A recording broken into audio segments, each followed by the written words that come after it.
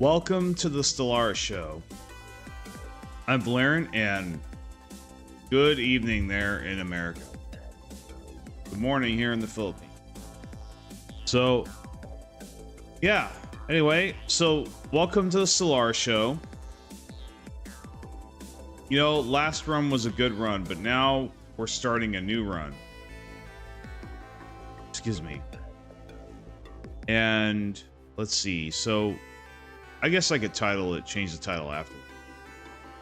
But basically, we're going to try something different, of course. This time, this run, we are going to play on Grand Am. And I'm going to give it honest try. Why have I not played Grand Admiral until now? Well, there's many reasons. For one, me personally, I don't like gimmicks. I just don't. I don't like exploits. I don't like gimmicks. I don't like cheese normally. Now, every once in a while I'll get in a mood and I'll go for cheese just for fun or whatever. I just never felt like doing that with Stellaris. No.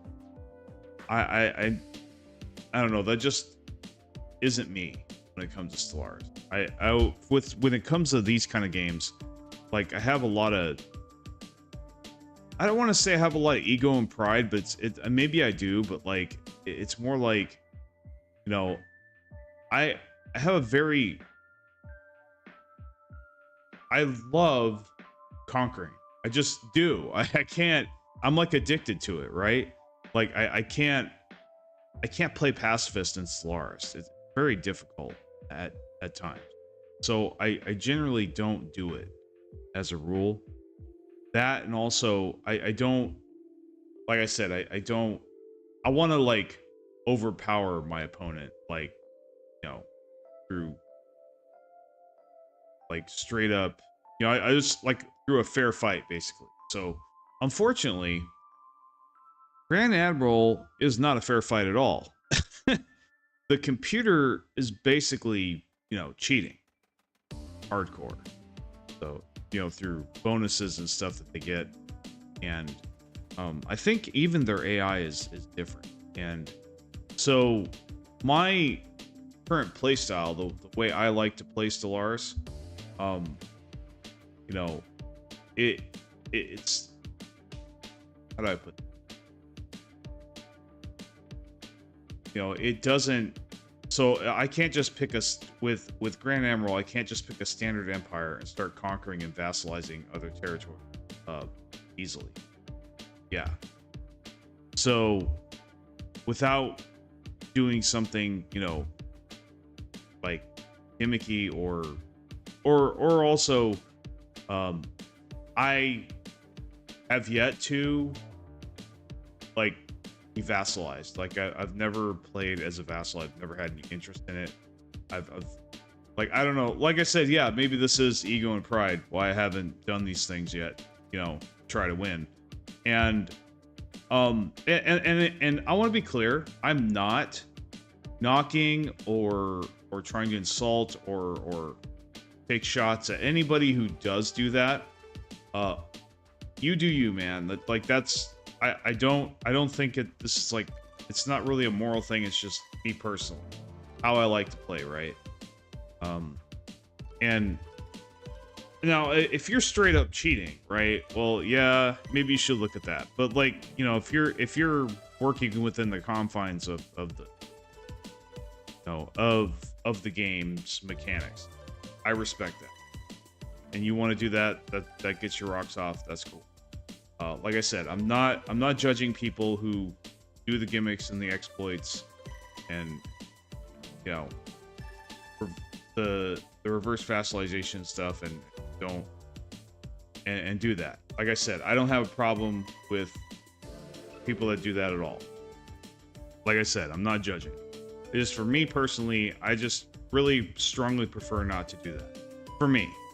And so for the longest time, I just felt like really the way I want to play Stellaris just wasn't compatible with that, you know, with that level of difficulty. So, well, I'm actually willing this time to try something different. I do, however, really like I like megacorps, and one of their biggest strengths is that really, if you have your empire built right, you can get it to where you have, almost nobody can really be mad at you unless they're a hostile, extermination empire, like Fanatic Purifiers or Determined Exterminator. So, hopefully, I'm thinking, I could probably try going that route and just make friends. And really, what this run is going to be about is just seeing how long I can survive. I don't really necessarily care about winning. Obviously, if that happens, that's great. But like, I just want to see if I can survive, right? Keep from either getting vassalized, or or even if I am vassalized, I'll go with it, for the first time ever. But like, play it to the conclusion, unless I get, completely eliminated. See if I can actually survive, even if I don't win on the score screen. So, by the way, I need to turn chat on, make sure nobody's talking to me.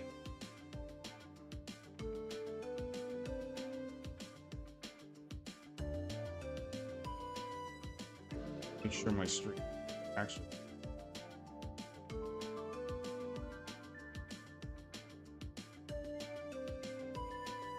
All right, cool. So I'm thinking we should do Megacorp. We should do Megacorp. Now, I like private prospectors because they're going to really reduce our empire size. It's really good at that. Plus, the colony ships aren't bad. They're not bad.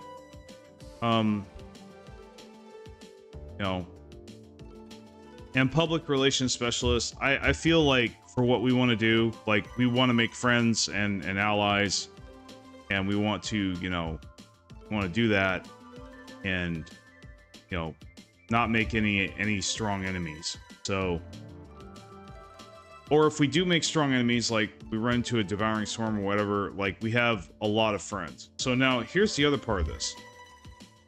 So I'm picking Megacorp. So if I get boxed in, which is likely to happen, or, because I can't take new territory because I'm not conquering anybody, I can still make lots of branch offices, right? I can make lots of branch offices all over the, galaxy. So I won't need nearly as many planets. So it allows me to build more tall. Now, I thought about doing either Virtual Ascension or a, excuse me, or Synthetic Fertility again, and trying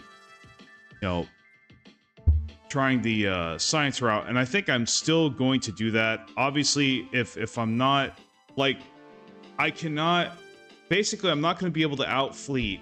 That's what I'm trying to say. I'm not going to be able to outfleet the computer. It's on Grand Admiral that, unless you use gimmicks or exploits, that's not going to happen. So, for me, it's like, I talk just fine. I don't cough or hack or have any phlegm or anything until I get on the mic. And that's when it starts. I've never understood it. It used to be really bad when I was eating carbs. It's not nearly as bad now. That's another thing I really like about carnivore diet. I don't get nearly as much phlegm and cough nearly as much. So, but anyway, back to it. Usually, it's impossible to outfleet, empires on Grand Admiral to get so many bonuses. So, so there's a couple things. So I'm gonna bank hard. I'm gonna try for the first time to really bank hard on research. Just not gonna really focus on my fleet. I'm just gonna make lots of friends. I'm gonna focus on economy, obviously, because I'm a megacorp, so I can do that. But also very heavy on research. And so The other thing that's I think is really going to help us here, and this is actually a new thing, and I haven't really seen anybody try it yet, maybe because it doesn't work, but that is we're actually going for the hegemon.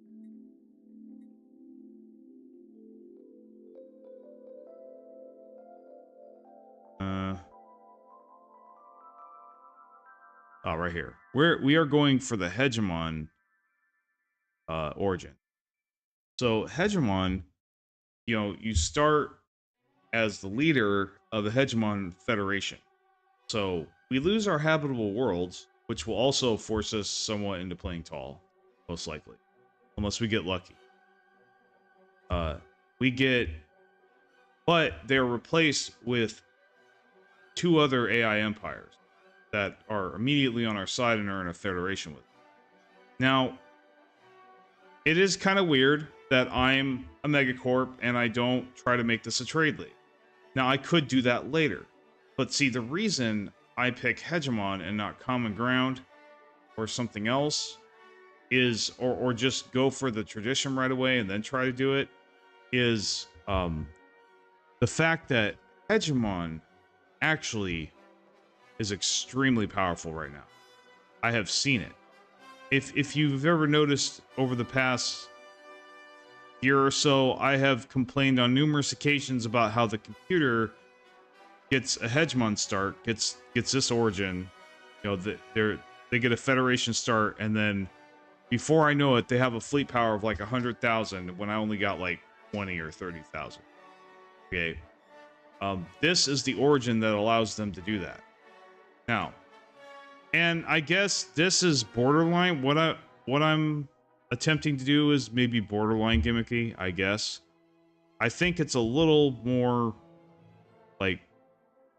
realistic, right? Together we're strong, right? So like I said, then this ties in with the whole making lots of friends strategy.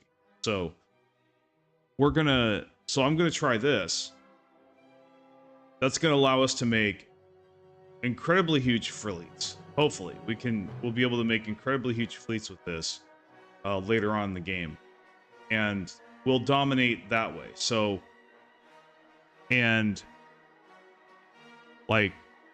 then we can just keep adding people to this federation as we make more friends, and then they won't easily be able to turn on us.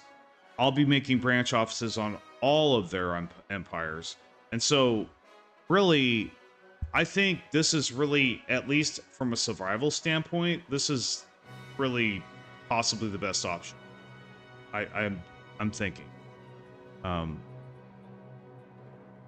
So that's kind of what I want to try here. I want to see if this is a thing, if this can actually work. So yeah, we're not xenophobe, we're not egalitarian.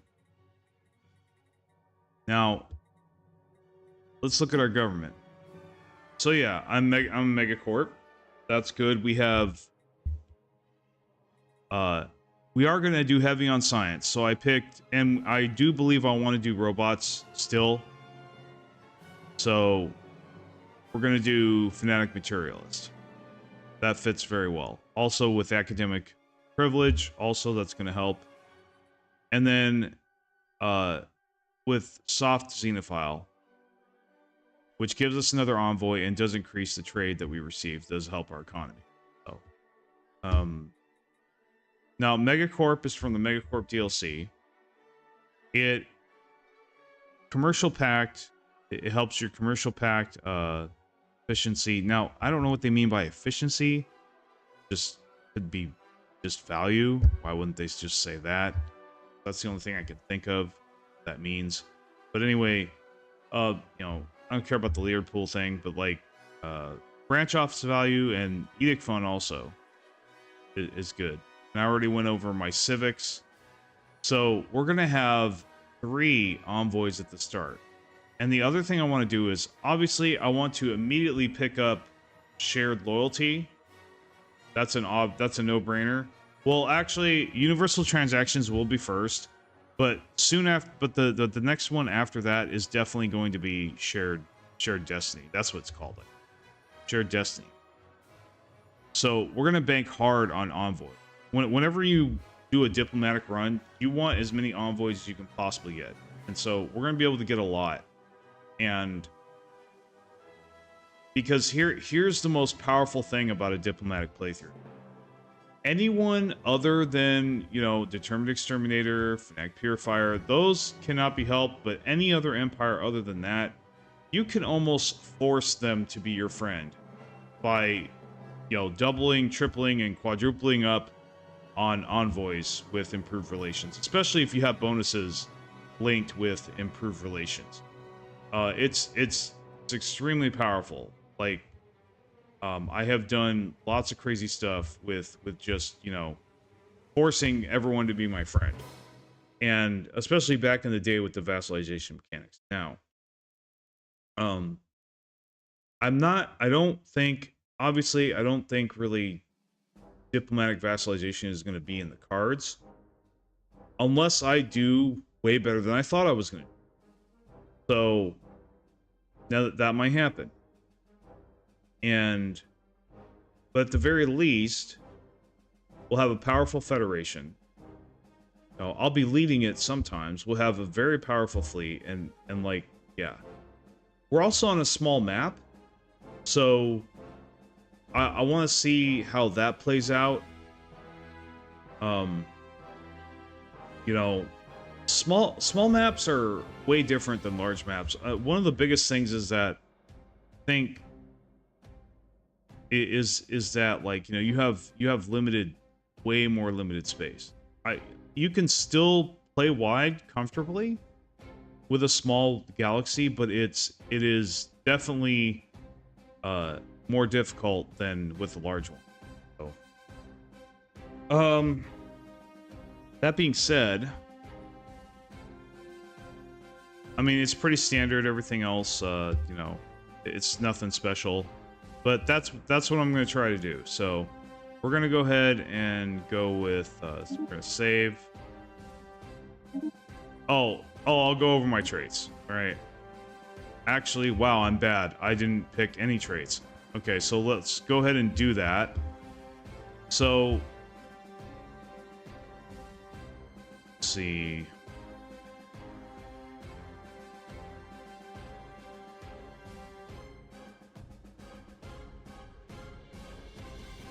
So we definitely probably want to pick Intelligent, like, right out the gate. That's definitely kind of something we are going to want to do. Now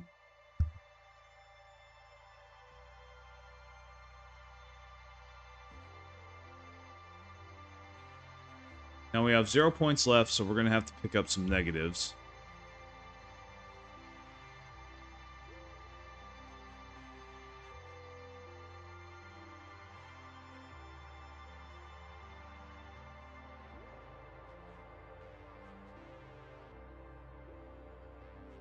Actually, slow learners, I don't think is bad.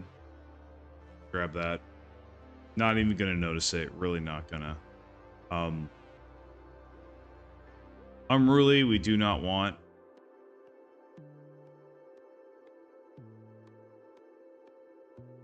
So solitary, that's another thing that not gonna notice. Really not.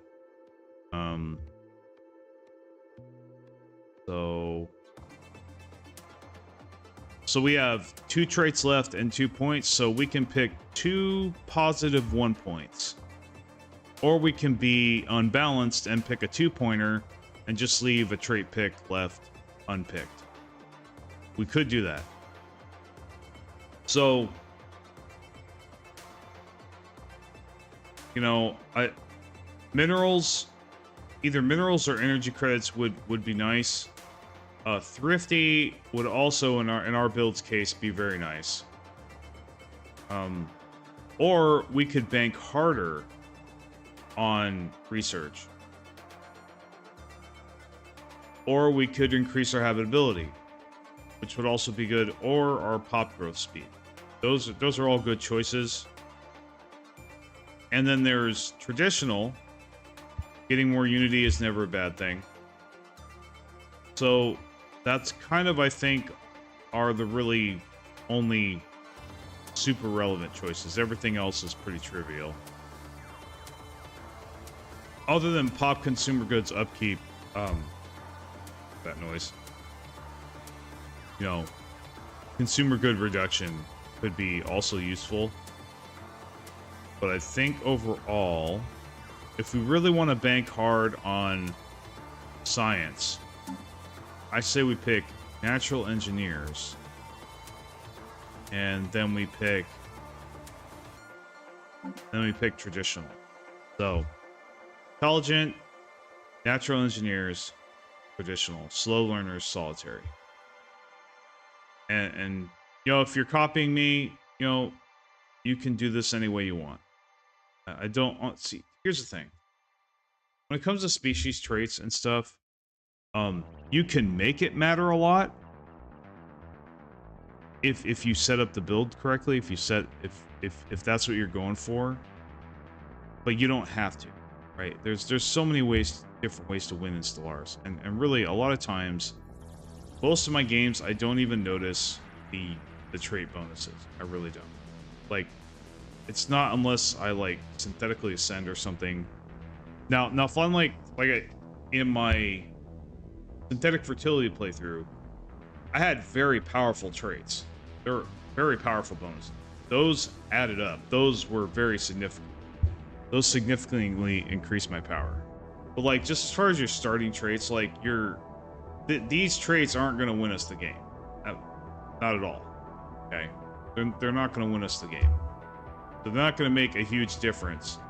But obviously, Origin and Government will. These, honestly, really, everything else, including the traits, is pretty trivial as far as what wins you Stellaris, but these things are critical. These two things, Origin and Government and Ethics, that basically determines your success with the build. That basically determines the build. All the rest of this stuff is just flavor, okay? Except to an extent traits. I mean, they technically do make an impact. So anyway, enough of that. So we're gonna save. I think we got everything. Now another possibility, something I thought about trying, was maybe doing virtual ascension with Rogue Servitor. That sounds interesting. That's something I may do some other time. Well, like I said, I kind of want to do the hegemony, you know, branch office thing if I can. Now, this run may end very quickly, unfortunately, because there is going to be not a lot of RNG. Excuse me. But like, you know, we could have a bad run at any time. So if we have a bad run, we're going to start over.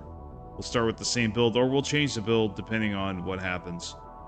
But one of the bad things that could happen with this build, and this goes for any megacorp, is you could spawn in and get very unlucky with the empires that are placed around you. Like, for example, obviously you could get the hostile empires that don't want to do business with you at all, or cannot, you know, like Devouring Swarm, whatever. That's always a possibility no matter what empire you're playing. But then you can also get empires next to you that cannot get branch offices on them, like Gestalt Consciousness. You could get a bunch of Gestalt Conscious empires next to you, or other megacorps that make it impossible for you to set up your branch offices. So that's kind of so there is some RNG there. We could get in a situation like that. If we do, I'm probably going to quit. Like, if I'm not going to be able to use the build, if I can't use the build, I can't use the build. So if all the empires around me are Gestalts, and now this is the other strength of picking Hegemon, we are going to be able to build branch offices right away, because we already have 2 other empires that we can do business with that are getting planets that we can also put branch offices. That's my other reasoning for picking Hegemon.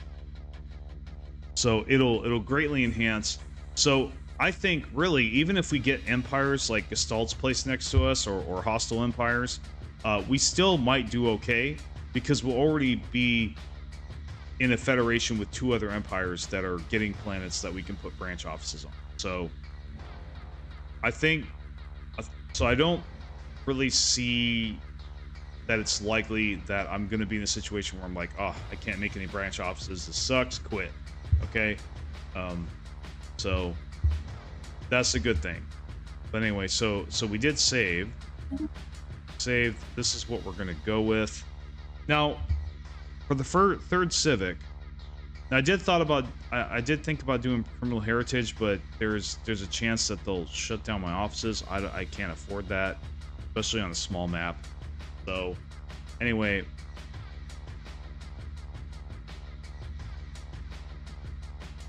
but yeah, I think we're good. Let's launch it. So done. Now show you guys. So we got it on Grand Admiral. Grand Admiral, the AI gets massive bonuses to its economy, research, and naval capacity. No secret, right? So yeah, it's not going to be fair. So we're basically, go ahead and launch this thing. Actually, you know what? I think I already had a momentous occasion. We have formed a federation. I actually already had a game. I forgot. But that's okay. That map kind of was a stinker. Because, like, here's the tough thing about hegemony. Geographic placement really matters. So this is a much better geographic placement than the last game I had. The last game I had, one of my empires was boxed in. You know, one of the members was boxed in. You know, one of these guys. They were boxed in. They couldn't go anywhere. So really only 2 of us could really branch out and reach out and you know, spread out. So that's kind of, so if you play Hegemon and you find one of your empires, starting empires, blocked in, you know, they get no land at all, you could still play, but that's definitely going to impact the rest of your game, not having that third empire being strong. So we start out with low cohesion, which is normal.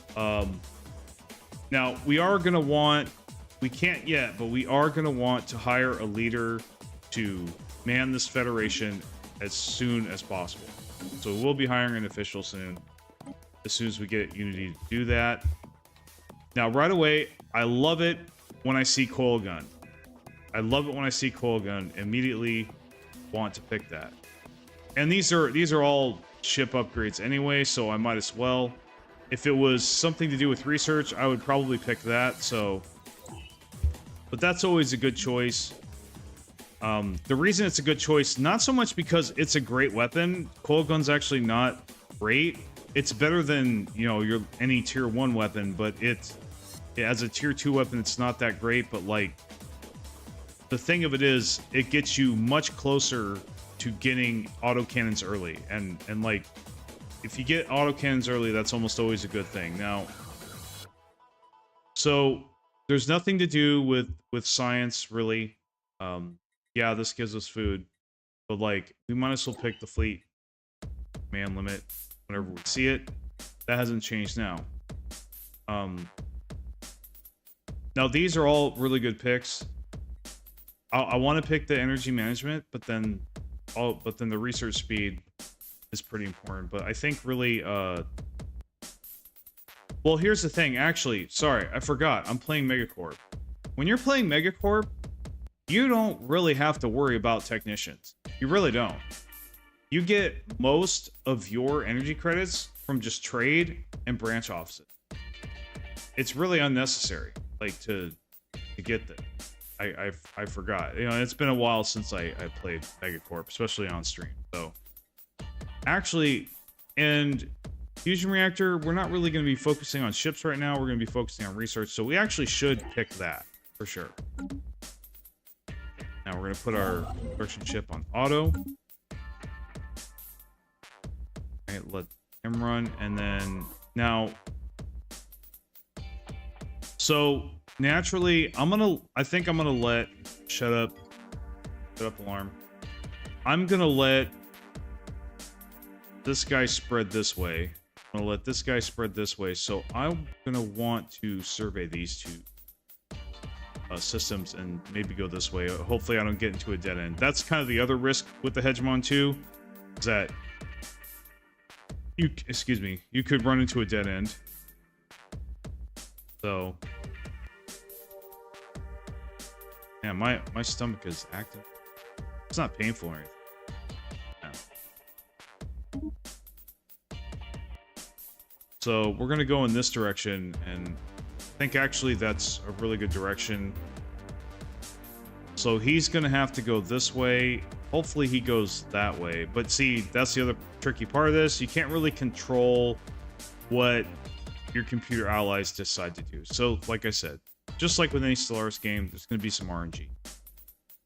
So let's go ahead and speed up the clock. So we're the new president, and let's build relations has been unlocked. So like really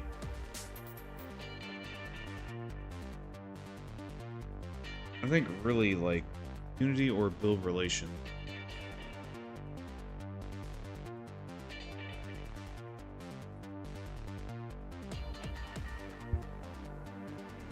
I actually think that we will kind of pop assembly speed. Fearless execution. We'll save that till later. So I think right now it's best we pick Evolving Society. And then I think later, this next time this pops up, you know, when this is finished, we're going to do build relations, because by that time we'll probably have we'll probably have met another empire. Hopefully that empire will be friendly, but even if it's not friendly, hopefully it'll at least not be a hostile empire. So we'll be able to, you know, make them our friend and anyway, and get them into our federation. So that's kind of what I want to do. If I can't diplomatically vassalize an empire, I'm gonna basically try to stick them in the federation. So let's see here. I think we're ready.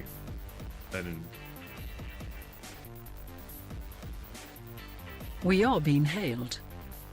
Oh yeah, you gotta do. Now, we're definitely gonna want. We can get it. I think. So I think we automatically have commercial packs with our allies. So the other thing that's going to help us, I think, is we're going to be able to have migration treaties. Now, this is going to hurt our influence, but we're going to be able to have migration treaties with our hegemon brothers. And maybe that's what I'll call them. But, construction completed. You know, and that's going to allow us to colonize more planets. You know, have better habitability. So I will be doing that as well completed. If the opportunity presents itself. Like, for example, hopefully there's species. Let's see. There's species. You know, I get some diverse. Like, so hopefully, so my planet preference is Savannah. Well, say their planet preference is what is their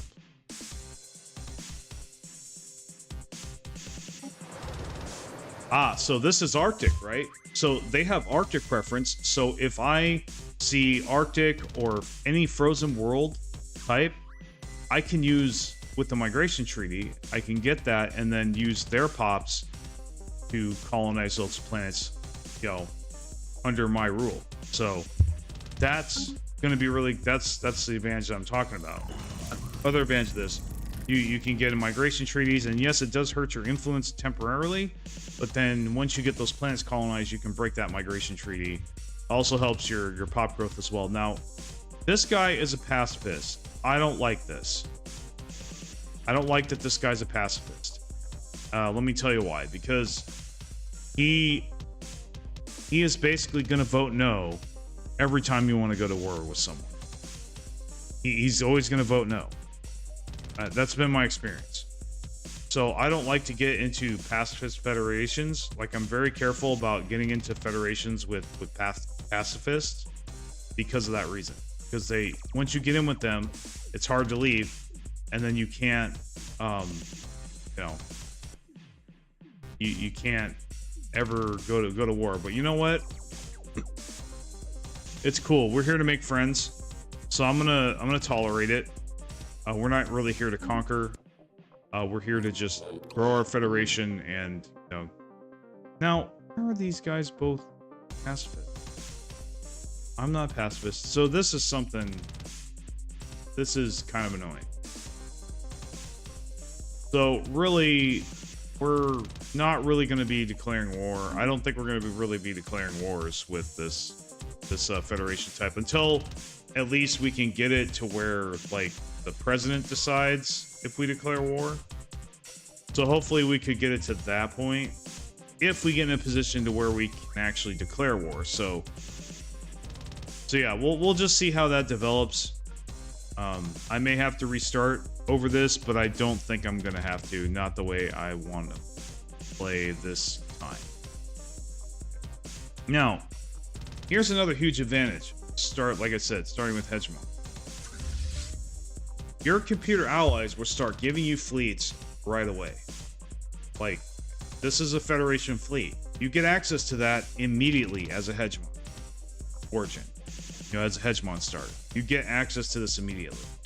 So, from the very beginning, and I think definitely Paradox needs to balance the shit out of this, because it is extremely overpowered.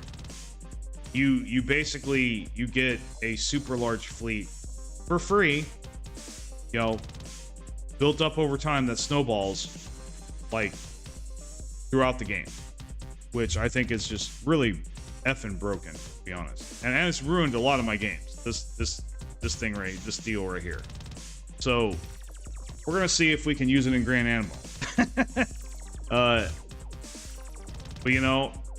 it's not really an exploit, I don't think, and it's not really cheese. I mean, it's the origin. It's just the way it is right now. It's like if I picked Rogue Servitor, it'd be like, oh well, you're not legit because you're picking Rogue Servitor. Rogue Servitor is broken as hell. It's an exploit. No, not really, man. It's just a it's just a civic. Yeah, it's unbalanced. It may be unbalanced, but So yeah, I don't think I'm crossing any lines here with what I was saying earlier. I think I'm still within the spirit of the run. So now this got discovered. Got 3 energy credits.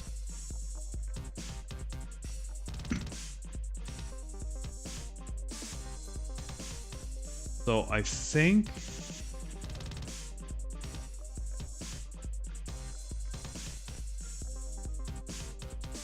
I want to be selective over what I survey, because I want to give these guys plenty of space. Now this is an ocean world. Let's see what our buddy has. Actually, so he's desert. That's an L. So he's a dry planet type 2. So we only got access really to frozen, dry. Looks like we got science ships already exploring there. So we're going to go ahead and... Situation log has been updated. About updated. that. They're going there. There isn't a planet there. I think it'd be more worth our while to go here. Really not going to do us good unless we go this way, which would conflict with Guy. As you can see, they keep building fleets and sending them over here. So this is going to get bigger and bigger. Yeah, you'll see. Now, he's done constructing, so obviously we're going to go ahead and make an output. Make a, claim that system. Now, we do have some unity, so we're going to go ahead and select a leader for our federation. So let's see what kind of skills we have. I don't think they really matter. I think unity definitely bars, but I mean, it doesn't really do anything for the delegate position. So this official will have to, we're going to pick his traits a little differently, obviously, because he's a delegate, not on a planet or anything. So we'll be picking bonuses having to do with, you know, with Federation cohesion.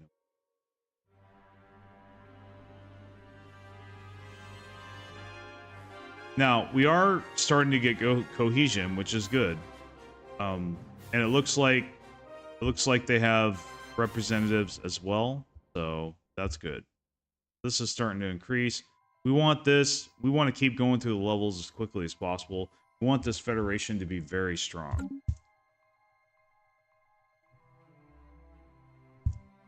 So, let's see. We are being hailed. Okay, so they want us to enter agreements. I think we'll do it. It's gonna limit the rate of our spread. That's okay. Okay, so they entered treaties with each other. That's cool. We are being hailed. Now, so right away, I think what I want to do, for sure, I want a civilian economy.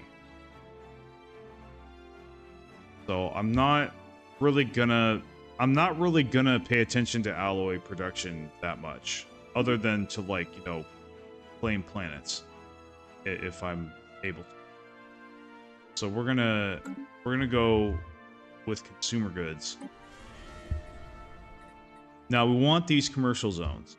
We actually want them this time.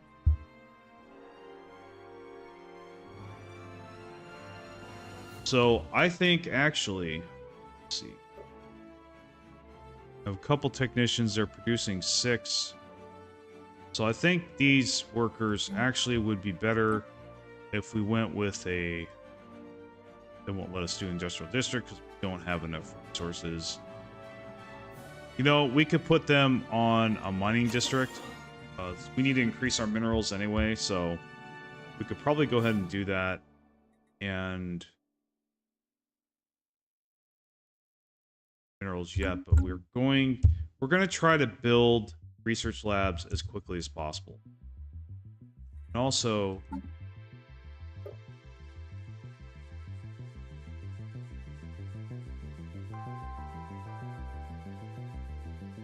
you know, we might want to do this land of opportunity thing.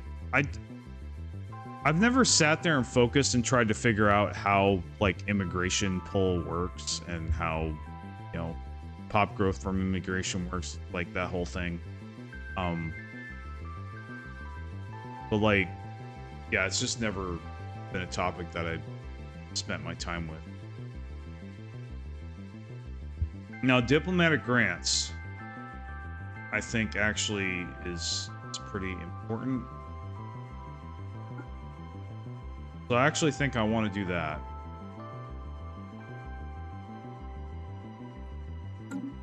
And we're going to want to go to each one of our contacts, actually, and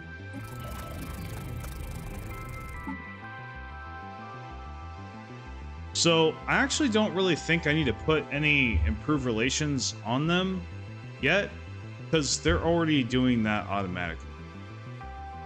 Our opinion is already really high, so I don't think I need to do any further influence.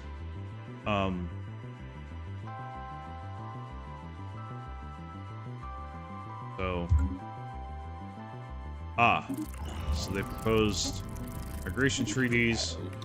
We'll go ahead and do that. That's gonna kill our influence a little bit, but kind of can't be helped. That's kind of another thing that's going to be difficult about banking on science rather than ships, is that we are basically going to have very slow influence gain.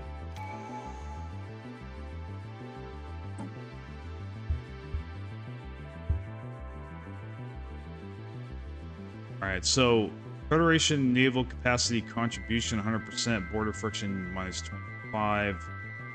That is very tempting, but we do have 2 embassies already, so that's also tempting. I really don't think it matters at this stage in the game. We're going to get through this tradition pretty quickly. I think we can get naval contribution later. Let's just get that right now for a good boost to our unity right from the beginning. There we go.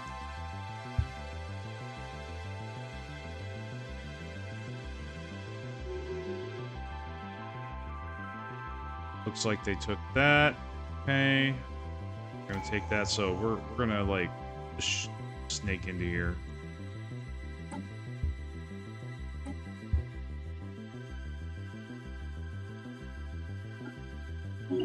May you live forever.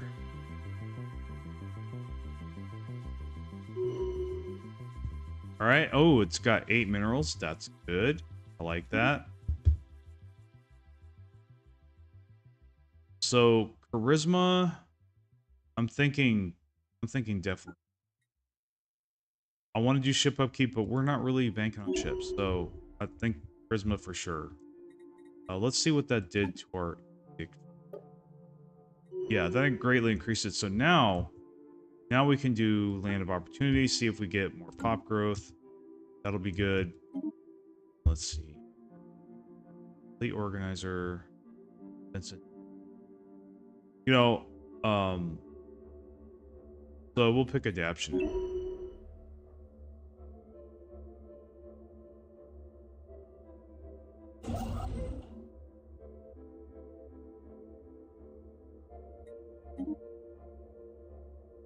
Now we do have enough for a building, so got more minerals.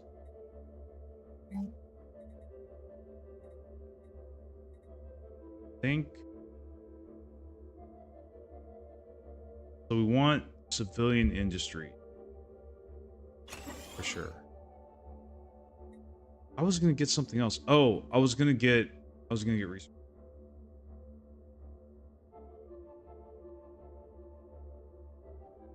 Okay, we'll hold off on that. Actually, no. We want to develop our consumer goods first. So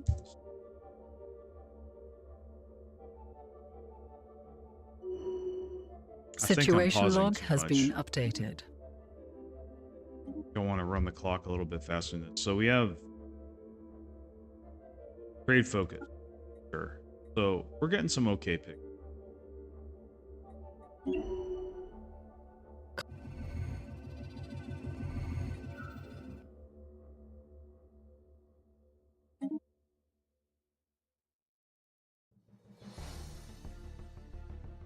So I'm wondering what kind of ascension I want to do with this build. I'm telling you right now, it's not a very popular pick, but I think I'm going to go with genetic ascension Viking. I think that actually makes a lot of sense. Perhaps. Now, maybe I don't think I can. Like, I don't want to do synthetic ascension. Cybernetic ascension, I mean, it's kind of hard to do. Those two are kind of hard to do. System survey concluded. Or really any ascension for that matter. If you're not having your origin or whatever you have isn't like, I find that that's a lot more difficult. You know, there are games where I don't even get an ascension. I just go through the game. But we'll see. See what we can do. But yeah, if we find we get genetic ascension, whatever ascension comes up first, I think is what we're gonna get.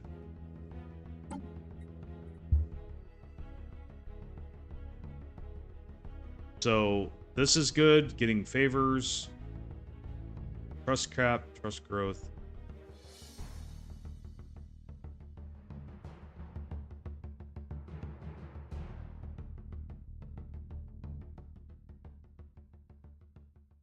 Yeah, we'll get.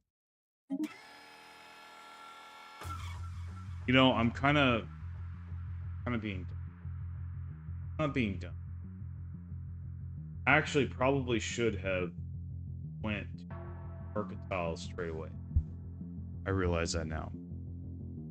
And that's the other thing. I actually don't think we even need to bank that hard on consumer goods because of the fact that, like, we're a megacorp. I just forgot that I'm a megacorp. So we actually don't really need to produce consumer goods. So, but that's fine. That's okay. Not going to end our run. But we actually, I think we do need to get consumer benefits as quickly as possible. So I think we're going to stop advancing in this tradition tree and go into that one, which we should have done right from the beginning. But I don't think that that mistake is going to ruin our run, so we're going to continue. But yeah, oops, my bad. Okay, so Construction we're about to claim completed. this. Good. Now I'm going to put him on auto. And actually, I'm going to make another construction ship and another science ship. I got to be careful, though. So, private colony ships cost energy credits, which is good, because we'll be making a lot of those. We don't have a planet yet, but it looks like here's one, and it is a desert. So, we are definitely going to come over here and survey that for sure. And I think we're just going to... Now, this is bad. This is bad. It's starting to look like there's not a way out of here. That is not cool. That is really effing lame. I think we might have to restart, guys. This right here, that's unacceptable. I think we're gonna have to. My worst fears this is a effing dead end. Why? I don't know. That's really... So, small map. That's the shitty thing about hegemons. Now, maybe I could save up my influence and maybe jump over here or something. But like, dude, I'm not going to do a 2-planet challenge. I'm sorry. Not doing it. I'll build tall to an extent, but like, I'm not doing a 2-planet challenge. Not. Sorry. Not interested. Especially on Grand Admiral. I'm not doing it. We'll see what happens here. Maybe we get more lanes. So we'll go there and hop over and see what we get. But if this is a dead end, I don't know. We'll try to go over here, but they already claimed that, so it's, yeah. Looks like we're the empire that's going to get boxed in. I think this is why a lot of people don't play this Origin, or I don't hear about it being played more. It's like, you know, this is probably that reason. Yeah, we're just going to get the Unity. That'll be helpful.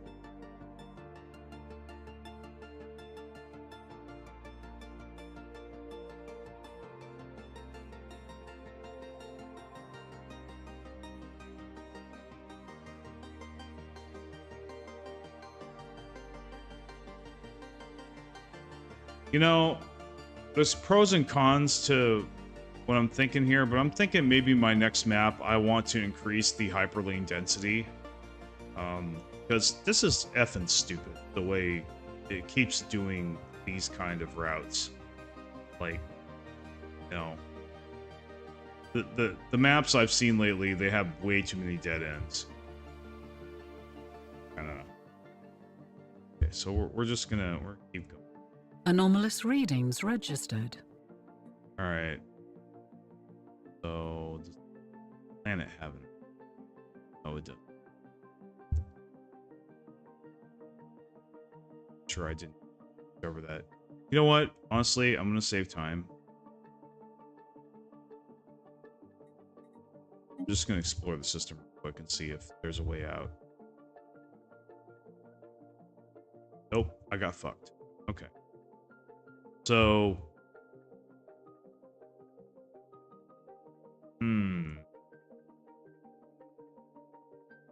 I have to decide right now what I'm gonna do. I think really my only options, because, you know, playing 2 planets is not an option. This guy does have a...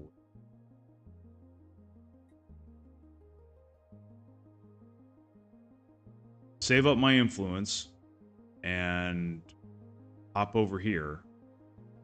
I'll hop to one of these systems. Or... No. Or quit. That's basically my option. I think maybe I can... Because he can still expand this way, and he can still expand that way. I could go over here and start looking at this stuff. Man, this pisses me. This is fucking stupid. So... It's like the worst scenario happened. Okay. Anyway, I'm done bitching about it. Let's go see if we can hop over here. How much it'll cost. So we're gonna drop what we're doing and try to see if we can. We'll still capture that later, but like we need to secure a foothold out here. And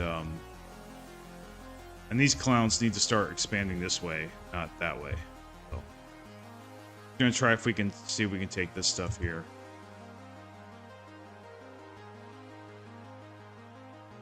If we can't, if it's too expensive or whatever, we're not able to hop over. We're just gonna restart. Construction completed.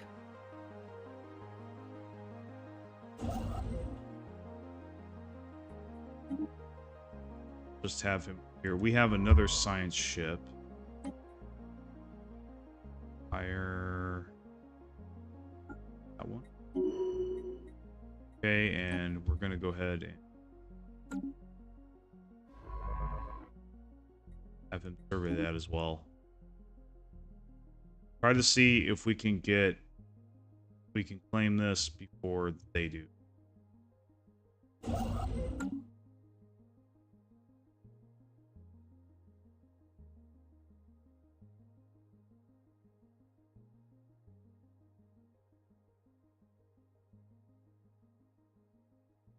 Like I said, it might cost way too much influence. If it's like 400 or something. Because by the time we get that much influence, they'll have taken.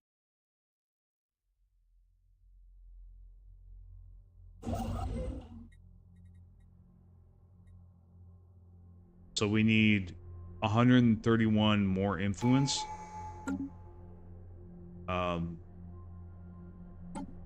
So we'll see. We do need to pick up mercantile, so we're gonna go ahead Council and do that. agenda available. I usually don't swing to another tradition until the first one's finished, but in this case I'll make an exception.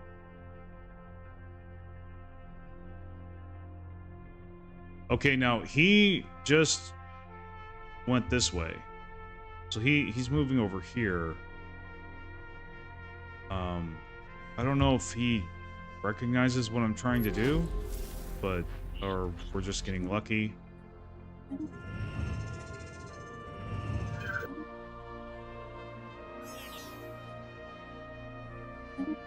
Okay, so we reached a new level. So level 2 now. We get more unity. Let's see.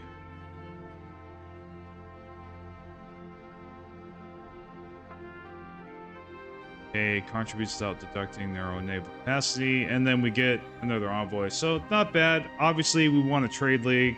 That'd be best in slot, but it's not really possible with the way with what we picked here. So hey, Fenru, how's it going, man? Okay, so if we can get the influence before they take it, then we will continue. But if we can't, System survey hold on. concluded. Let's keep. So we surveyed it. So we're gonna explore that system. Please have him explore here too.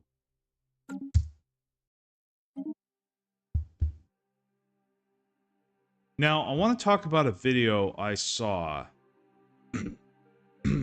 yesterday and the implications it may have for my decisions about my channel going forward. I don't think I'm gonna I don't know exactly like what it means to me yet, but I watched a video claiming that that like, you know, YouTube streaming is like not worth like, you know, laying into or investing into compared to Twitch or just in general. And I strongly disagree with it. Like, I get what they're saying. Like, I don't think I'm gonna name this YouTuber because like I'm just, you know, but like some of you may have seen this video, but like it said, and I think, and it's a big YouTuber that made this video, like serious numbers. We're talking serious numbers. Said that it's, you know, is convinced that like, you know, it's if you want to do streaming, that it's better. Now, I think he has a point with like multi-streaming. Yeah, most likely. Yeah, most likely. I'm not, like I said, I'm not gonna say because at the moment I don't want drama, but like, you know, not gonna do responsibility of a video to it or anything, but like, but yeah, I streamed on YouTube for a while, and I'm doing it right now, and like, I think I at most half agreed with the video. I did agree with a couple points that he made, but most of it I did not agree with. I don't really feel like Twitch is a good option for growing a successful stream right now. I really don't. I think really that space. Let's see, so we want to pick trade or Unity. I think we want to pick. I think we want to pick trade. We're not really Unity focused right now. So I think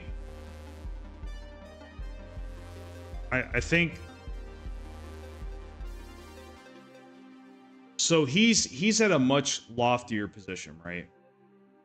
I don't think he's seen boots on the ground what Twitch is like today, or at least the last I checked. Now I haven't been on Twitch in a long time, like a couple years, but the reason I'm not is very solid.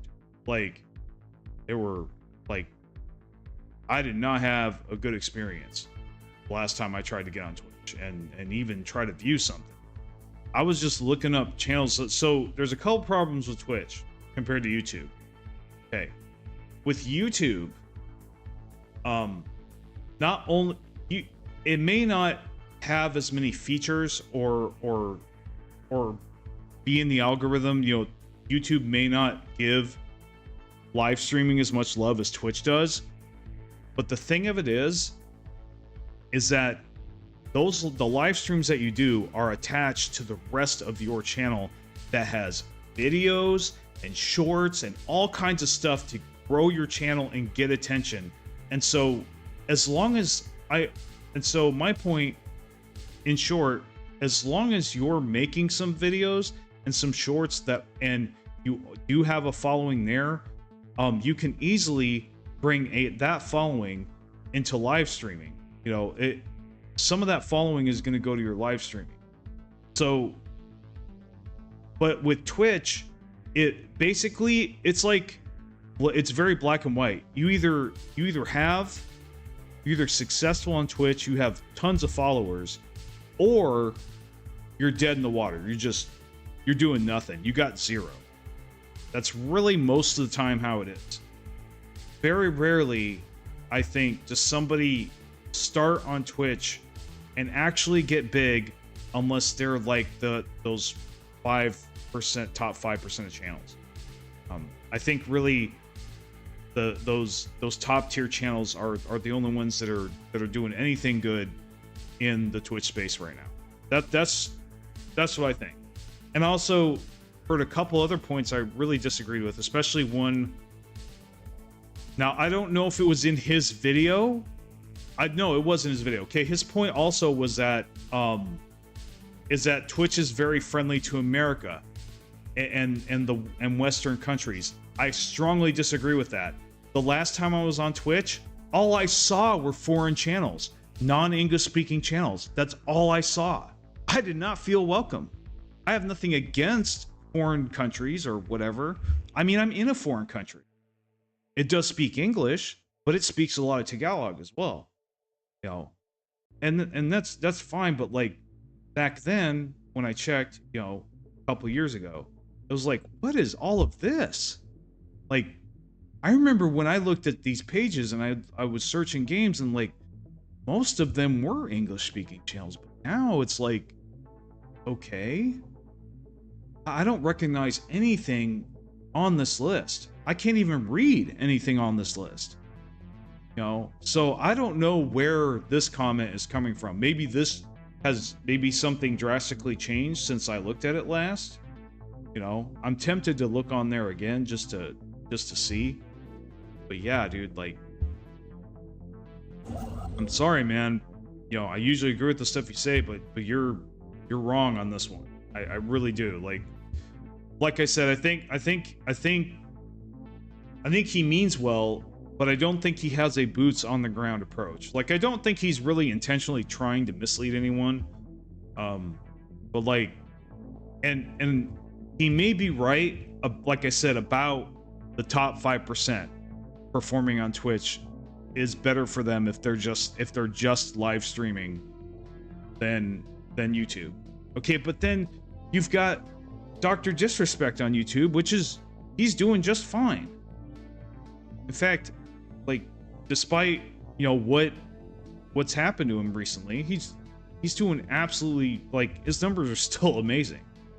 You know, like him or hate him, you know, he's got 4 million subscribers and he's got his live streams is his main draw. I mean, for the most part. Yeah, he's got videos, but like, I mean, so, and I know he's kind of a special case, right? You know, he got banned from Twitch, so he can't really go over there. So you could argue that he would be over there if you know, if it weren't for them. I get it. But the point I'm trying to make is that it is just fine and possible, you know, it is possible to, you know, grow your channel with live streams. It's just, I think on YouTube, you need to do more than just live stream. Like, cause, you know, I did try that for a while and, you know, I didn't really grow that much, but I didn't grow that much on Twitch either. Like, you know, I stopped Twitch because like my YouTube channel had all these subscribers and everything. I'm like, why not take advantage of this? You know, like, I might as well work on this instead of Twitch. So situation log has been updated. I just felt like, okay, you make it sound a lot easier than it actually is. I think it's about almost maybe 5 to 10 times easier to get big on YouTube than it is to get big on Twitch. Like, basically, I'll just lay it out for you. To get big on Twitch, you have to be either extremely visually attractive. Not gonna go into genders because I don't want to get into controversy. But you need to be an extremely attractive person. Yeah, and you know what? And I think he is right about the multi-stream. How can he be wrong? Like, I mean, multi-streaming, like, there's no downside other than the time and attention required to do it. But really, if you can multi-stream, why wouldn't you, right? It's just more exposure. So he's got a point there for sure. Multi-streaming, I think, honestly, that's something I may look into. I heard you can stream on X. I was thinking about doing that. Yeah, and that's the other thing. I think you get, and he says creators get paid more on Twitch. I don't agree with that at all.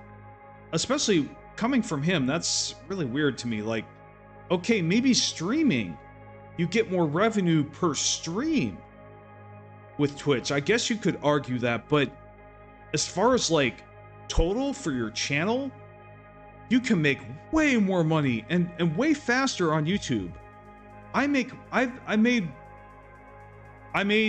actually did get paid by Twitch once. I'll tell you my experience.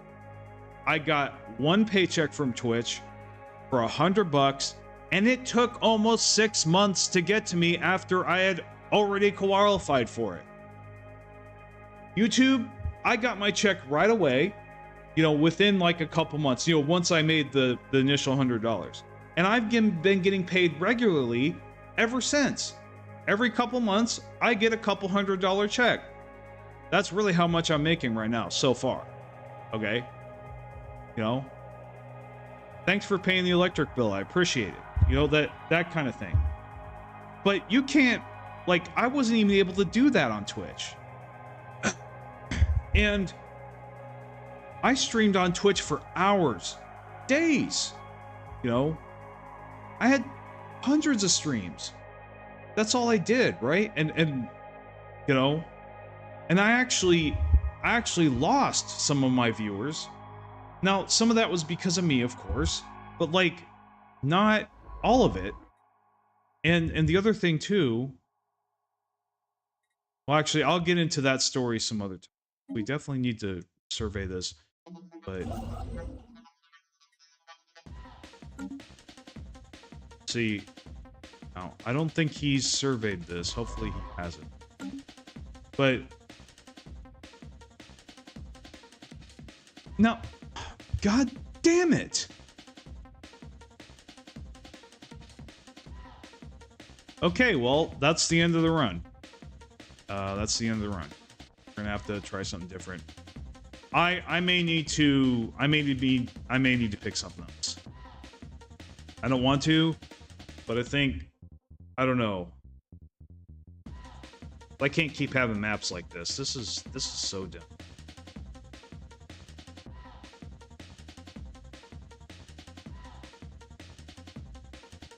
Yeah, I think I'm seeing the #1 problem with this origin. I don't play this origin very often. I just wanted to try it to see if it would work or not. But this is yeah, this is kind of a deal breaker.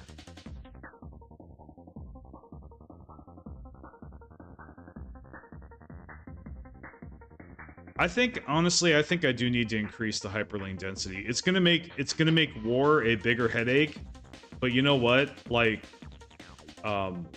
it's gonna keep shit like this from happening, or make it less likely. Because this is effing stupid. Like, you know, should be able to spread out in all directions. All right. Well, anyway, since this run is over, we're gonna start a new run. We'll start a new run in a few minutes, but I guess we'll talk about this real quick. So, like, yeah, like I said, the other thing too, so a couple things about Twitch. The reason I don't go to it, or even think of it. Interacting or promoting yourself on Reddit might help you boost your followers in Twitch, because, you know, West, like, use Reddit. Yeah, I mean, that's, sure. I mean, that, yeah, like I said, I'm not saying you can't grow on Twitch, but like I'm saying, the way you grow on Twitch also, as well as the potential, like the ceiling, is much lower and much more difficult. So for one, the other thing you got to know about this creator, again, not going to name names, but I know a little bit about him, and he comes from a background of esports. That's probably a dead giveaway as to who it is, but again, I'm not going to say his name. He's got an extensive background in esports, and so obviously he is extremely mechanically gifted. If you're in that space, you are in the top 5% of players in any game that you play, just about. You're very mechanically gifted. Not all of us are. Most of us aren't that gifted, right? Or we'll never qualify for doing something, even if we want to. It's kind of like, you know, I'm never going to be a professional sprinter, right? I'm never going to, you know, like, get a gold medal in the Olympics. That's just never going to happen. I mean, especially since I'm 41 now, right? So my point is that in Twitch, there is a very limited amount of games that you can actually get successful with on Twitch. Now, there are some variety streamers that do make it work, but most of them, they're either riding the hype train. And what I mean by riding the hype train is basically, I'll give you an example. There's this one YouTuber I know. His whole deal is going from newest game to newest game and just streaming them. And he streams them for like maybe a week, and then he goes on to the next, big game, and it doesn't matter what it is, he's on it, So that's one way you can variety streamers are successful, but that's like one of the only ways that you can be successful as a variety streamer on Twitch. The other thing too, the other limitation is that not always, but usually, you have to be extremely attractive. I'm telling you, like, you either have to be extremely attractive, gifted in the looks department, guy or girl, or you need to, and charisma also applies under that as well, or you need to be extremely mechanically gifted, and also mechanically gifted at certain games. Like I said, the scope of games that you can get big with on Twitch is very narrow. It's very narrow. Like, basically, if you're not a Call of Duty streamer and you are not making impossible headshots every single shot, you are not going to make it on Twitch. I mean, to put it in simplified terms. Now, is that 100% true? No. Obviously, there's exceptions. I'm just saying generally. And even then, you may not get a following. So that's kind of an example I'm talking about. Like, most of the streamers, they're very extremely mechanically gifted that are successful. I'm talking the ones that are successful that don't have 0 views, 0 followers, or less than 100. You either got to be extremely attractive, or you have to, you have to be extremely gifted in the game that you're playing, and it needs to be a game that Twitch actually covers, that actually has viewers. So, and like I said, now you could do Minecraft, right? But here's the other problem with Twitch. Those games, the limited games that they have, that you have to choose from, they are so saturated that really, it could be days before somebody visits your channel. No, really. Unless, like I said, you're really extremely attractive, or you're very good at what you do.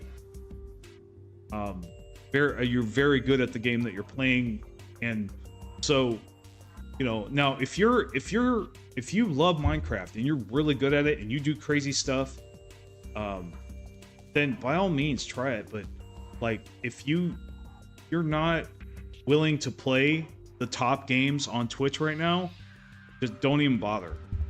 If you're not willing to do that. So for me, like I said, try to look up Stellaris on Twitch right now. Try to see how many people are watching that. Hardly any. Okay? Hardly any. At least last I checked. Now, I guarantee you, like, this doesn't get there's not many live Stellaris, streams right now. I'm probably the only one, to be honest. So, like, I mean, I have looked, seen it. Are there any other people streaming this? Didn't get a lot of results. But on Twitch, I'm telling you, every time I've ever looked for Stellaris on Twitch, nothing, absolutely nothing. And like, so, and the only way I was even able to do anything on Twitch was because I got lucky enough to be decent at 7 Days to Die. I had until the Fun Pips tore that strategy all to hell with Alpha 18, I was actually really good at the highest settings. So yeah, I was really good at the game, and 7 Days to Die actually is a very popular game on Twitch. It's got a really good cult following, so it is one of the exceptions where like it doesn't require you to have perfect headshots in order to, you know, get a following on it. So like if you are doing 7 Days to Die content, I guess you got a shot on Twitch as well. Not a big one, because still, like, you got to be doing crazy stuff. Like if you look at all the top Twitch streamers for that game, for 7 Days to Die, you'll notice they're always using the highest settings. You know, they're very, that's the other thing too. And this is why I don't recommend only streaming, and actually you do need to make some videos, because in order to stream, you also need to stream a long time. So as you noticed, I don't really stream a long time. Well, not only do you gotta stream a long time, but you almost need to be like a DJ, where you're constantly talking. Now, I know I've gotten better about that recently, because I recently have more energy, but if you like where I was about a year ago, where I never knew how much energy I was gonna have from one day to the next, good luck. Because because people don't give a shit, right? They don't. As a whole, people don't give a shit, you know, about your problems. Like, they'll listen, but like at the end of the day, you know, they're concerned with their own problems. So if you get on the stream and you don't perform, you know, you don't sound like you did yesterday or whatever, and you're not able to maintain that personality, in other words, being energetic and happy all the time, you know, for example, if that's your stick and you stop doing it, like, you're going to lose your following. It's that simple. So there's intense pressure, right, to when you're on Twitch, to just, you know, be the same person all the time. And that is very difficult to keep up. It really is. And so that's why I say YouTube is a much better space, because even though obviously YouTube is a lot less supporting of live streaming than it is its other functions compared to Twitch, Twitch has no other functions. So so that's kind of the thing. So yeah, in short, what I'm saying is that despite what this video says, and one of the reasons I think it's very off base, even, you know, especially for this guy, the YouTuber in question, I think is because Twitch is actually very incredibly hard to get your start on. It is, like I said, I think it's about 3 to 5 times harder than YouTube. It really is. Yeah, so I think it kind of sends a bad message for the little guys. That's what I think. So funny thing is, Twitch has a tool for shorts, which is either for TikTok or YouTube. That's interesting. That actually intrigues me a little bit, actually. I'm pretty sure they didn't have that before. But yeah, like, you know, so that might be useful if you have a Twitch and a YouTube channel, again with the multi-streaming, right? And then you clip from Twitch or whatever that feature is. You use that feature if what you're saying is correct. Yeah, like, then you can make shorts from that. And I've thought about doing this, just using my live streams to make shorts and leave it at that, and then just make, you know, normal videos on top of that. That could work, sure, that could work. But just know that if you go on Twitch, the chances of you doing anything with it as a new content creator is like, it's abysmal. You know, it's really that, or like I said, you have to meet the criteria that I just talked about. Like, you either need to be very attractive, you know, people want to look at you, or, you know, talk to you, or you're like you're a DJ and you have a very good act. Like, you need to be extremely good at what you do. Like, you know, you need to be the top 5%, or you might as well not even try. So I think YouTube is a much friendlier place for new creators, like, just in general, even the streamers. Because really, if you're a streamer, and see, here's the thing, all the biggest streamers, they make videos. I don't think I've heard of any streamer that does not have a library of videos, even if they're not that much. Like, they make videos out of their streams. I mean, it's just extra revenue, right? For at least for them. So no matter what, in the creator space, you need to have both videos and streams. You shouldn't be doing just streams, you know? So that's kind of the point I'm trying to make. Now, like I said, he's not 100% wrong. Obviously, there, you know, at least according to him, there are, you know, the streamers that were streaming on YouTube and they were already very successful. They had getting success on Twitch. Okay, I haven't looked into whether that's, you know, 100% correct, but I don't see why he would lie about that. So, you know, that's valid, sure. But, like, I'm talking about the little guy, right? They're the little guys that are watching that video. They're like, oh, I should go to Twitch. No, dude, don't do that. Wrong message, bad message. You should not go. You should not start on Twitch. That is not the way to go, is what I'm saying. You know, it is a bad platform for new creators. It really is. Like, now the affiliate program is really good, but, like, and if you look at his video, actually, you look at the comments. I noticed right away there was tons and tons of comments from people that are like, dude, Twitch sucks. I don't watch Twitch at all. Like, when I watch Twitch, or I do watch Twitch, but when I do, the ads are like 5 minutes long or whatever. Like, it just seems like, according to, now I know these are people on YouTube saying this, I get that, but still, there are plenty of people that watch both YouTube and Twitch, okay?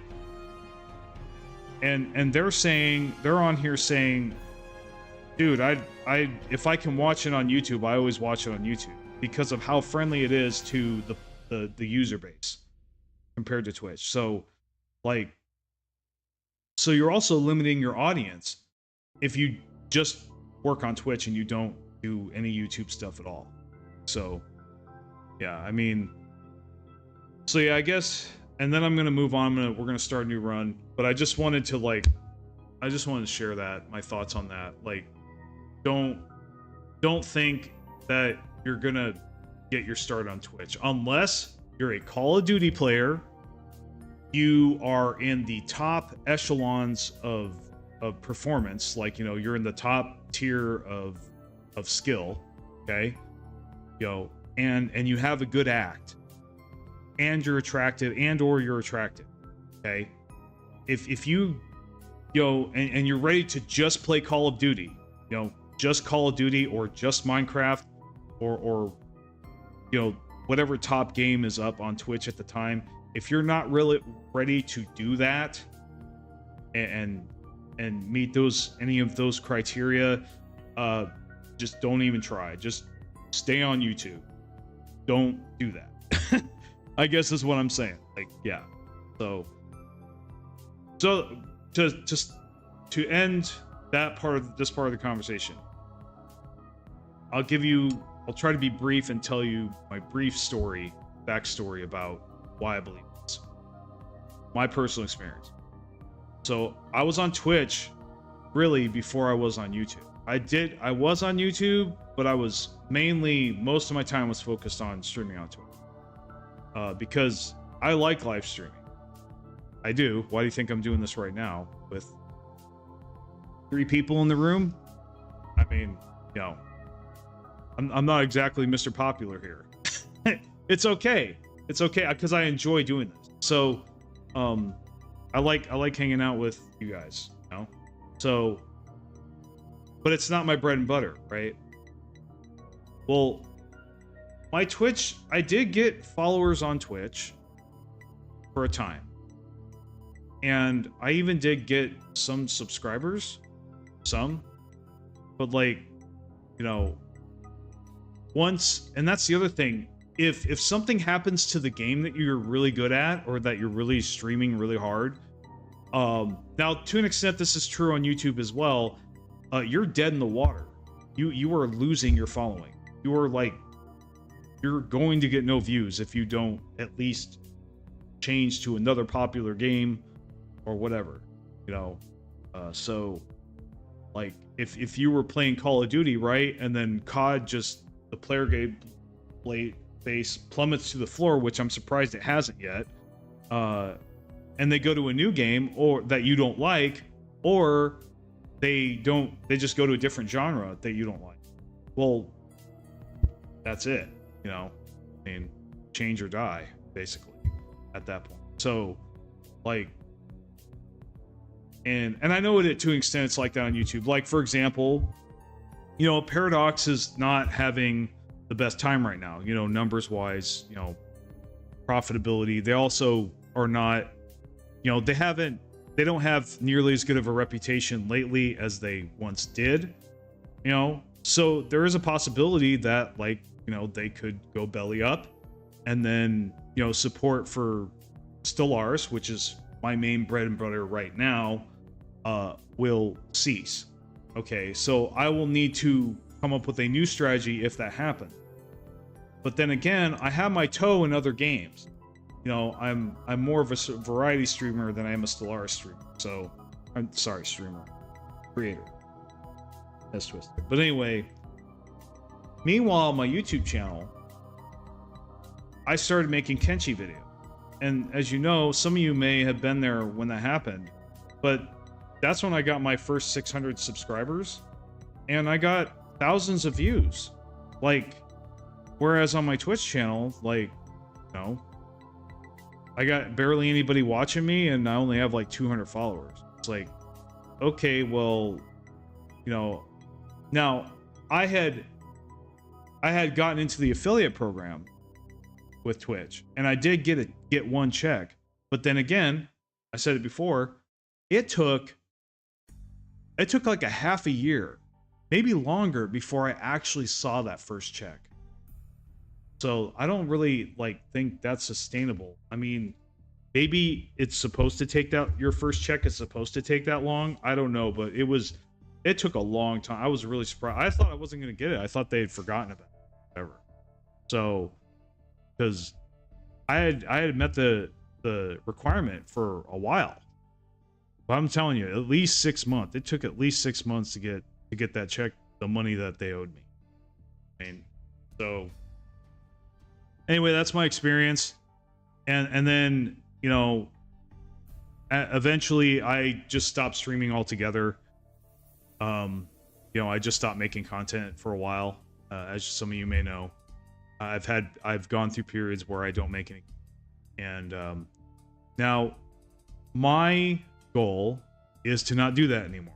So I just want to make that clear. As of this time, I don't. I'm going to do everything in my power to make sure that I'm not, that I don't do that anymore. I'm going to do my best. Barring, so like it would have to take some extreme problems, and I have faced some extreme problems, well, during the history of my channel. So that is definitely the reason why I had those long breaks. But hopefully moving forward, I've solved those issues and I won't be taking long breaks like that anymore. So, anyway, we're gonna go ahead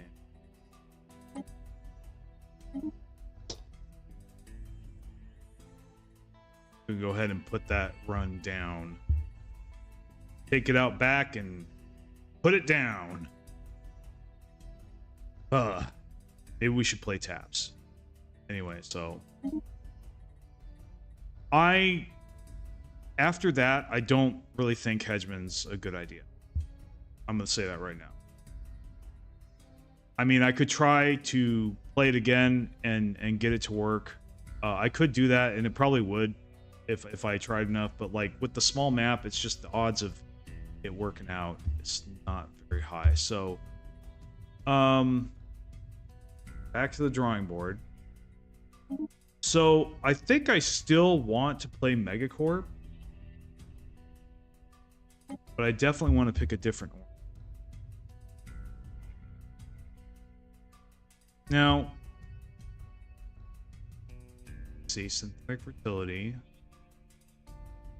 My question is, can I do Megacorp with synthetic fertility? That is the question.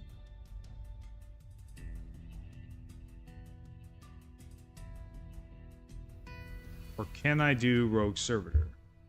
Megacorp Machine and Ringworld is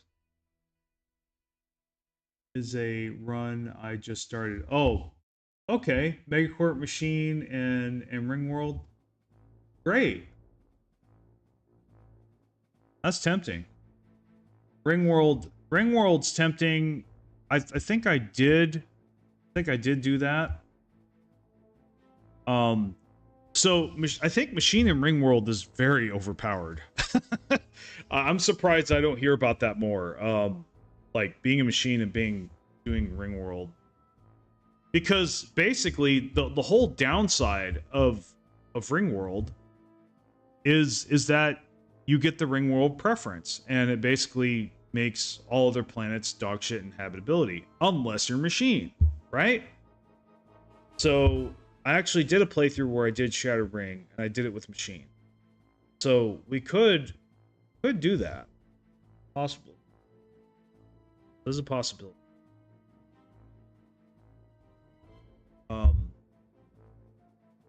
There is Void Dweller. The only problem with Void Dwellers is that we're going to be banking on research. I want to bank on research this game, but if I do Void Dwellers, I will need to bank on alloys. So that's kind of the tricky thing.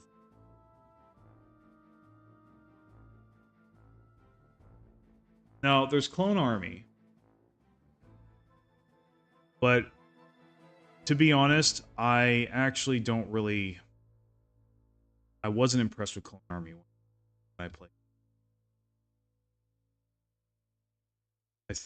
There was and it wasn't because I was picking the wrong thing. I have had games where I picked the right thing.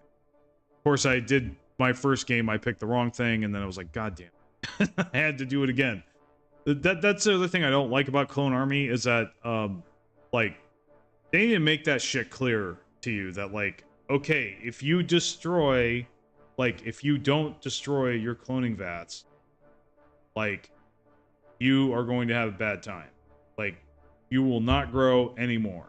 Like, that's kind of the thing. So, but yeah, I mean, it needs to be a little more obvious as to what happens to you when you pick the wrong thing. But anyway. So, I'm tempted. I am tempted to do synthetic. I am thinking.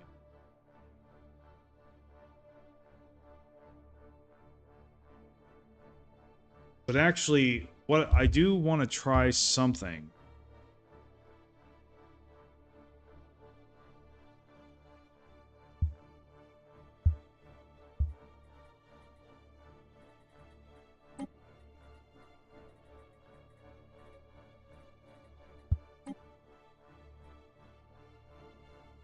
So why don't we pick machine? Pick machine. Pick these guys. And actually want to try. What do you think about Virtual Ascension? Because I haven't done that yet.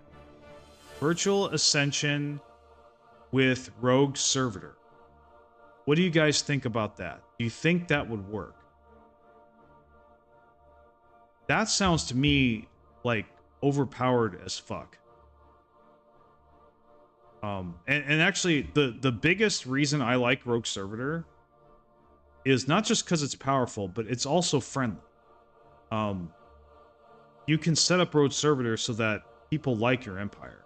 You know, they generally like you. You know, you make a lot of friends as a Rogue Servitor, really do, or you can. So, but what origin do we?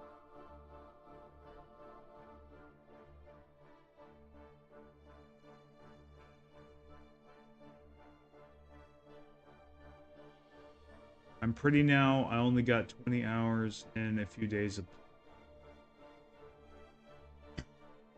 Okay.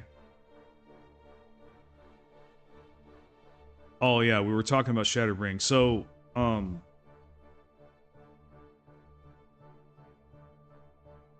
now if we pick Rogue Servitor, we can't do synthetic fertility. We could do, if we were going to stick to the new origins, we could do arc welders, or we could do arc welders or void forge. Both are pretty good. It's just now I actually think that arc welders would actually be pretty amazing.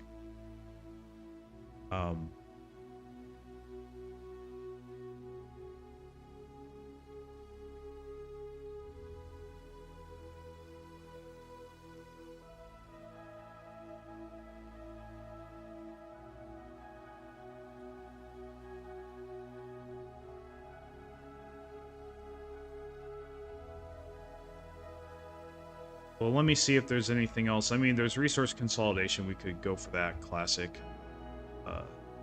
That's a classic pick.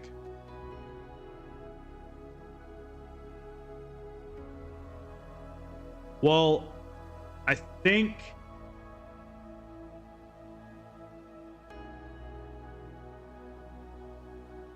I'm thinking Void Forge.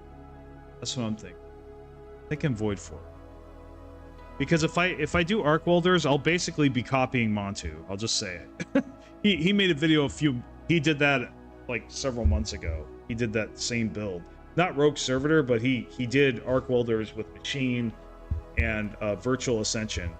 And like, so I don't really want to exactly copy that. I want to do something different than that, I think. You know,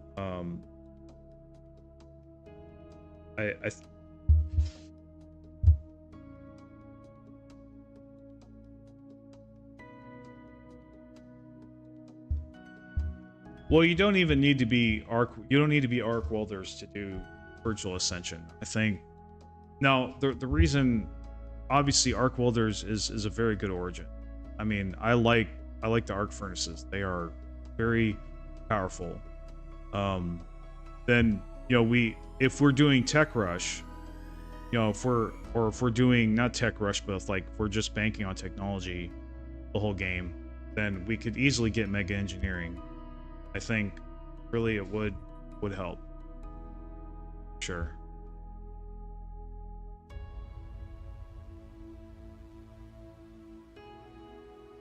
Now, the reason I want to get Void Forged and bank on technology is because habitats, they're one of the best ways to get research in the game right now. Just hands down. Other than like, you know, the origins and stuff, having those, or, you know, and their traits and stuff that come from that, like habitats, like just, you know, non-origin, non-bonus related like research, just raw research, just hands down habitat research stations are amazing. they are absolutely nuts. Yeah, so I think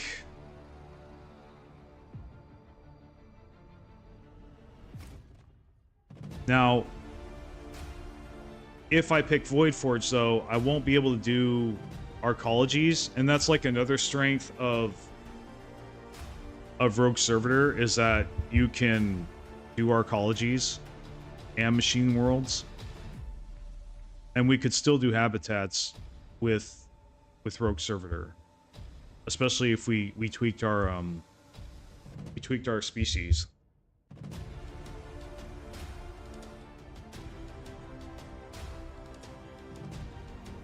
I'm gonna pick Void Forge. Screw it. I got a hunch it's gonna be more difficult. I won't have as much alloys to work with, but you know, we'll still have some. We'll still have enough, and you know, we're not really making any like ships, so we can focus 100% on making habitats.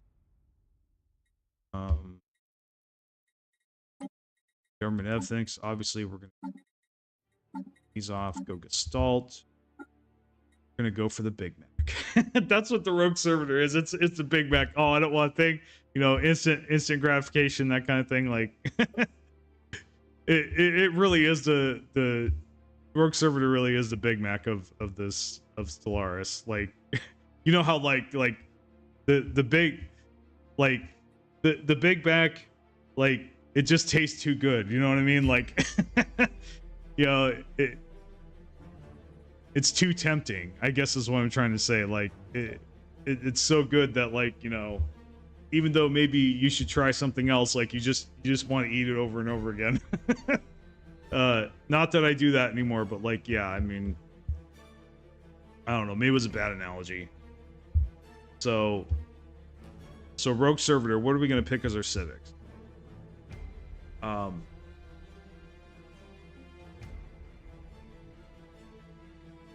Yeah, by the way, unless somebody convinces me otherwise, I think Astro Mining Drones is an absolute terrible civic, and you shouldn't. That's my opinion on that civic. If somebody really knows how to make that work, let me know. But like, yeah, I was not able to make it work. I gave it an honest try too. So my favorite to pick with Rogue Servitor, though, I think we are going to have to pick Diplomatic Protocols, because making friends is very important. Really, Diplomatic Protocols.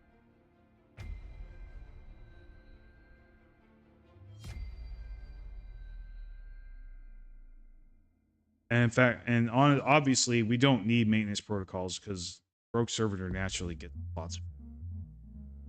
Unity's not going to be a thing, so I think, yeah, we need to go with Diplomatic Protocols. I think this is actually a new feature. I don't think they had this civic previously, and it's pretty powerful. You know, 2 envoys, more diplomatic weight, trust cap, which is great, and then improve relations 50%. 50%. That's significant. So we're going to make friends a lot faster with this civic. I think the other really powerful thing about Virtual Ascension, I want to see what it does to our Sanctuary. I want to see what that does to our Sanctuary. So that's why I'm picking Rogue Servitor here. I want to see what it does to our Sanctuaries, and see if, like, for example, so what I hear about Virtual Ascension is that it fills out all the job slots, like, automatically. So for every one of your planets. So we have Void Forge. We're making habitats constantly. You know, we're making new planets constantly. They're constantly getting filled. They have sanctuaries on them. Okay, those are getting, you know, instantly full. Like that's if that's true, if I can pull that off, that sounds really broken. And I haven't heard of anybody doing that. So let's try it.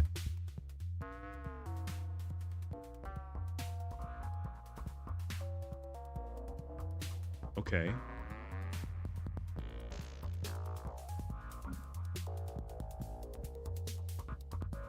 Yeah, I picked the portrait, so why is appearance red? Missing trait machine. It's not missing. Okay, it was just being glitchy. All right.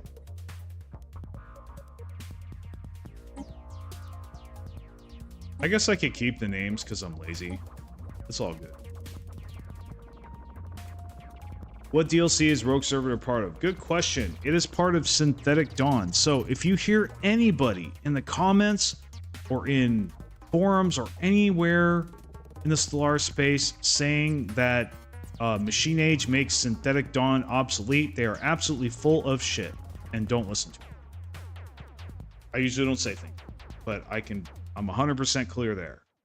Like, Synthetic Dawn, because, like, with Synthetic Dawn, you're getting, like, game-altering civics that, like, you know, make you super powerful. Like, Rogue Servitor is the meta, or it was last I checked.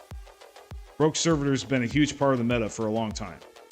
Like, at least in the PvP space. Like, most people are picking that civic.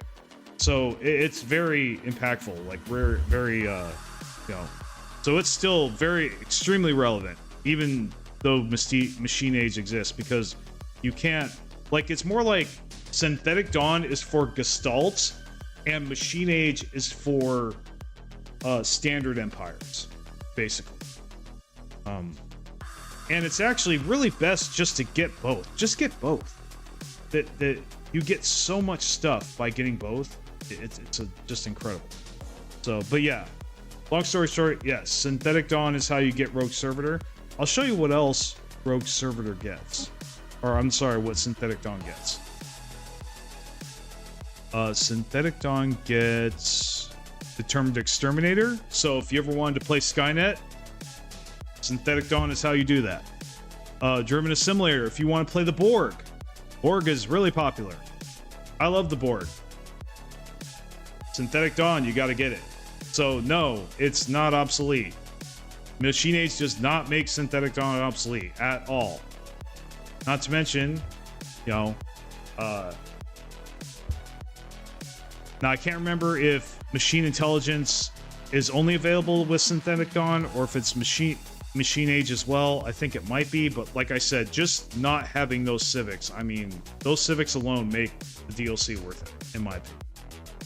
Because they're so much fun. I mean, unless you hate robots, they're so much fun. Most people love these civics. Like, I mean, you're talking so many tropes here. Like, you know, Rogue Servitor. Not really sure I've seen any movies like that depicted a Rogue Servitor, like, you know, machines or whatever, but like Determined Exterminator, you know, Terminator, Star Trek, the Borg, like, come on, man. How could you not get those? You know what I mean? Like, how could you not want to play those? At least at some point, you know, give it a try. So anyway, enough of that. All right, we're gonna look at traits. So obviously we have to get rid of all these. So when you're doing machines, adaptive frames all the way. That's like a must pick, honestly. There's no reason not to pick it. I mean, you're getting all this stuff in one trait. It's very powerful. You know, almost too powerful. Now we're gonna have to add some negatives to compensate for that. Let's see. So we could do repurpose hardware. We could do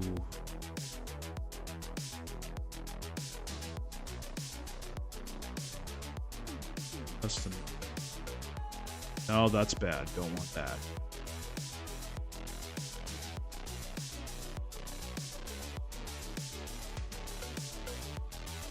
Oh, high bandwidth is not good either.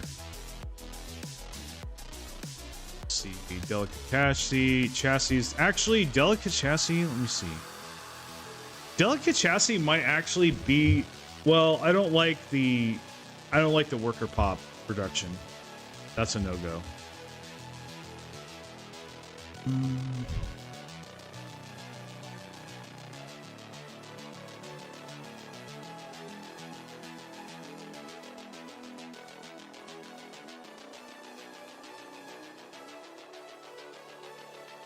Bulky for sure. So I kind of All right, we have 2 traits left, but I don't really like any of these other negative traits. I really don't want to take them. I think they're pretty detrimental. So honestly, dude, like you really don't need any more than adaptive. Really don't. So it looks bad, but we're probably just going to leave these trait picks the way they are. No.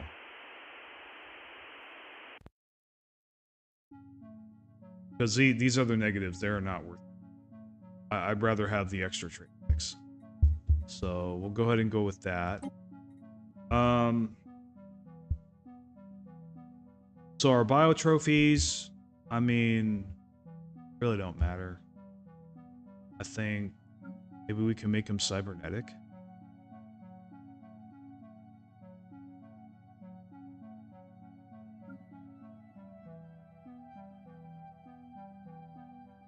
Let's see, we could...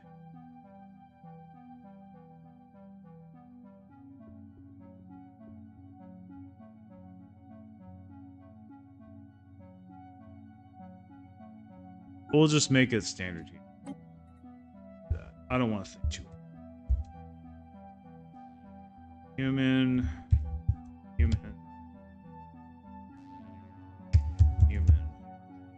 Bio, ... Ha ha ha.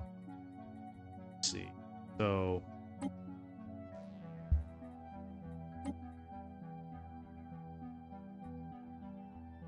Got that. So, name list, we'll go with that. Traits.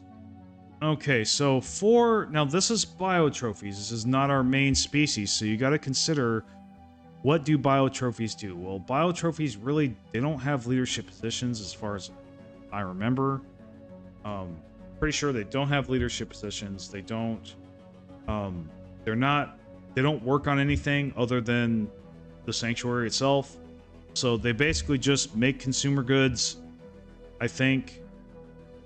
Maybe food, but they mainly make Unity. So, for one, you know, we don't need to worry about, you know, leadership negatives. So slow learners isn't gonna do anything. Weak, we're not gonna make armies out of them. So, like, and they're not really workers. So. We could definitely grab that. Like, you know, and deviance, really, you know. So, because governing ethics is not a thing in a machine empire. So, really, like, yeah. We have 5 points and 2 traits to work with. So we could pick some pretty powerful. So let's look at this. So I'm inclined to pick extremely adaptive to get 20% habitability on a biological species is pretty significant, especially since we're gonna want to, you know, think, well.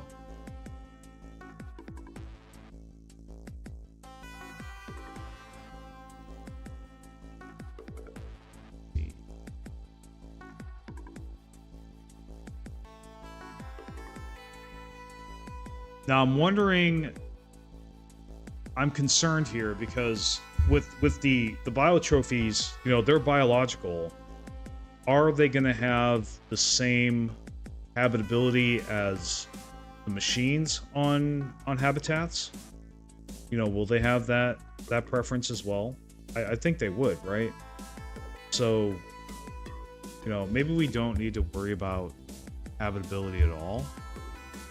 I think it's 100% when you have for origin. Let me...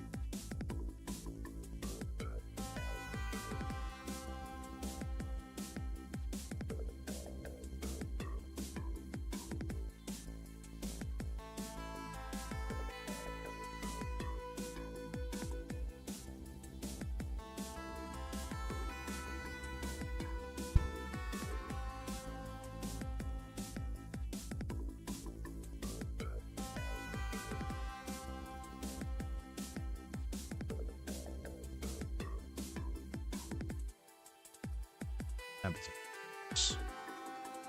So hopefully, species traits. So it says species, it didn't say machine. So that's a good sign, I think. We'll have to spawn in and see. Obviously, rapid breeders is really good. We definitely want that. Now, what are we gonna do? Obviously, I think we definitely need traditional. That's basically required.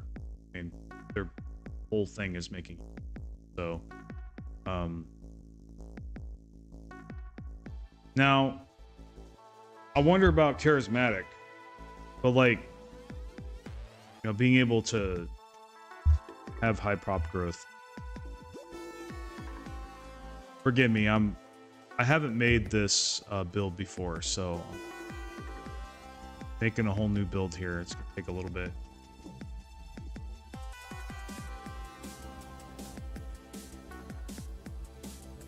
I honestly think that's like, okay, let me see. We take that off? Ah, we could. Now, do I want to take that off or do I want to take another one off?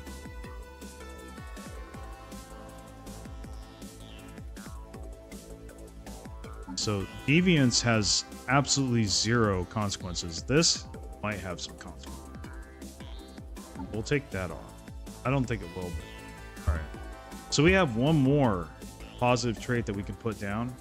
Sadly, though, this costs 2. But I think conservationalist, pop goods upkeep, actually, that would be very helpful as well. It's one of the few times where that trait is excellent.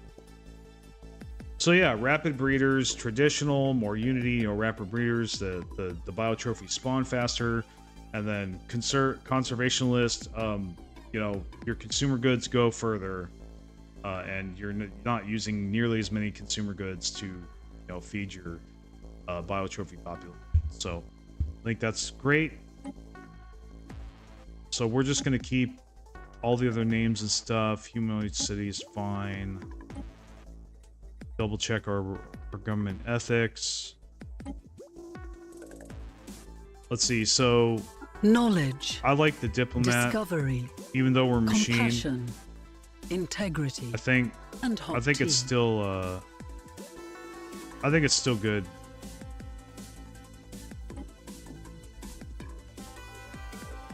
Now, this name doesn't really fit. Probably, I don't know. I don't really want to think right now. I think we just need to get on with the game.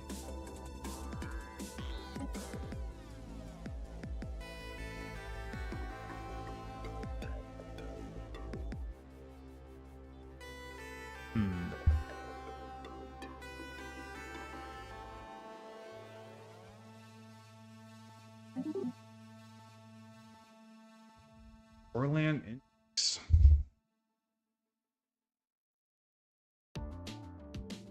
About Orlan.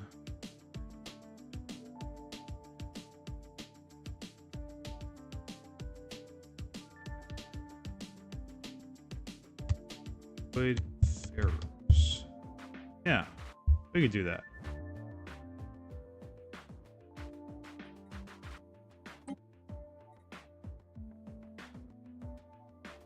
We could keep symbol, or we could make it something. I don't want to spend too much time on it. Do we do that? Yeah. Why not? I don't really like to get light blue. It's too light blue. Make it darker. But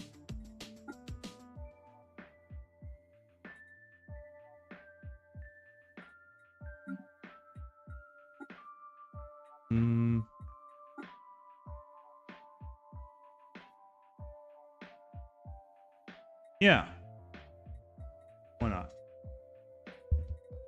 Okay. So we go to ruler. I think we already got the ruler figure out. Trait, charisma. Now, let's look at that. Do we want charisma or do we want mining room?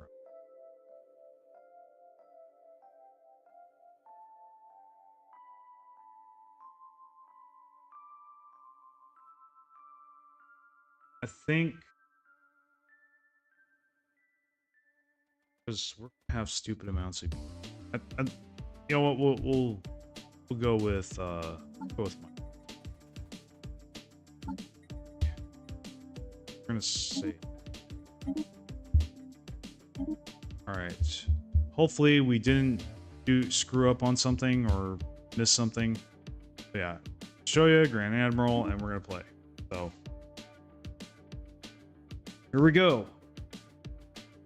Hopefully, ones we meet aren't a devouring swarm or a determined exterminator. If we see that, we will probably quit, unless we have lots of friends.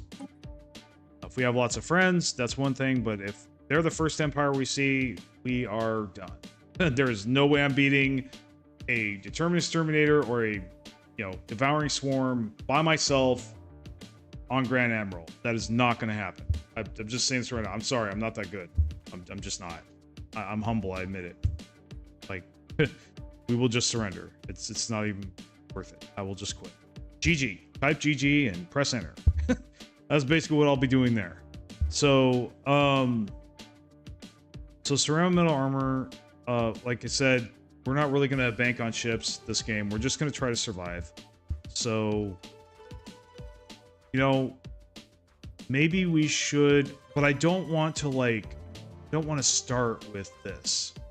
I mean, this is going to take 1,000 months. That's ridiculous. So I guess we have to pick pick the armor upgrade. It's too bad something else didn't pop up, but whatever. Now hydroponics, that useful. These are all useful, but I think this is.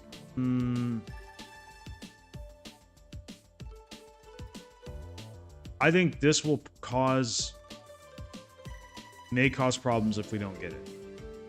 Well, okay, we can do without this and we can do without that, but we may not be able to do without this, and we don't know when it's going to come up again. So we're going to go ahead and grab that. I hate it when I get this choice. But we will probably definitely need to go with global energy management. Sure. So we ourselves have a habitat. This is going to be, so this is a machine capital. I think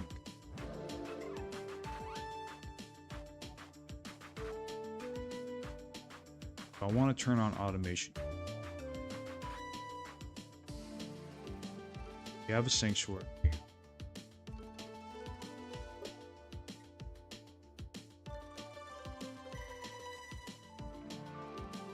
We're actually gonna need to make alloys at first.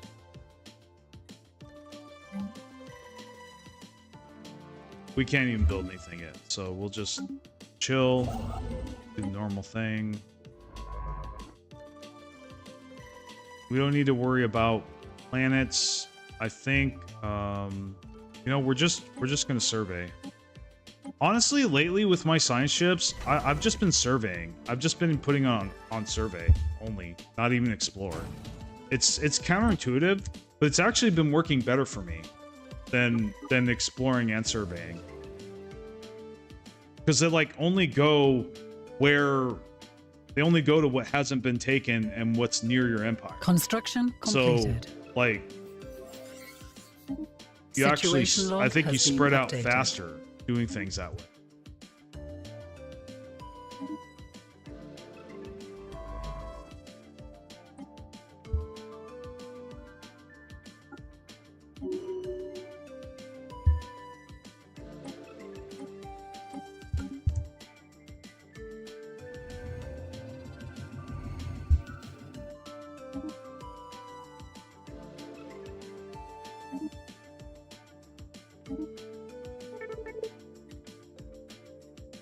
We shall definitely greet the Xeno with open arms. We are your friendly neighborhood robots. Construction completed. We take care of you whether you want to or not. Whether you want to be taken care of or not. So this one, research, that's good. Energy, that's good. So we're gonna keep building up our alloys. We have a lot of alloy gain. That's good to start with. Okay, so what tradition do we want to pick first? Well, we're doing a lot of science, so we probably want to pick discovery, right? And we're not going to be doing any fighting, or we're going to try not to. So supremacy's out the window. So I think that leaves just prosperity and discovery. Expansion actually would also be very good. It would decrease the cost of influence for claiming, and then would save us influence, and then the one additional pop for every habitat that we make, I think is really, and then the mechanical pop assembly speed, and the empire size, I think actually this might actually be our most, excuse me, our most powerful pick right here. I think we'll do expansion, discovery, and then prosperity. And then maybe diplomacy. That's kind of the map. Or whenever, as soon as we get, where is it? Now, this is nanotech.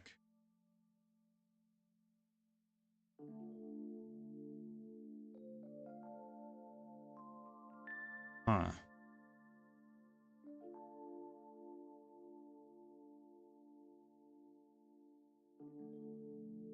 As the transformation situation.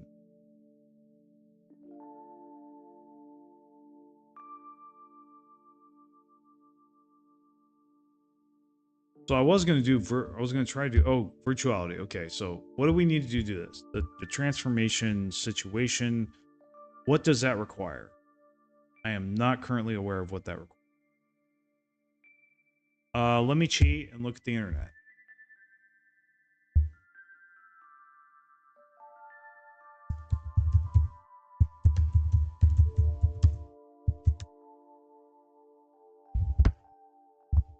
In Stellaris. See what the internet says.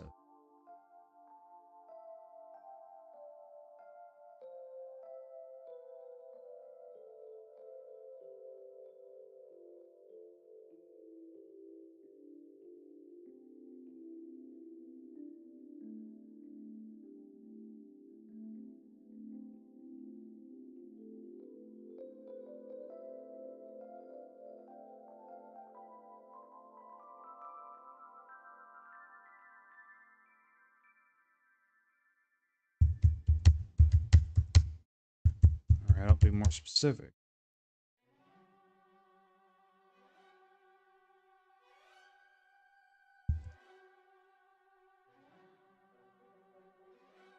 Okay, Stars of Machine Empire. Okay, so we need to unlock machine worlds as quickly as possible. So I don't know how we're gonna do that without good RNG. So we'll try to hold out. We're gonna try to hold out for. So let's see. Machine worlds.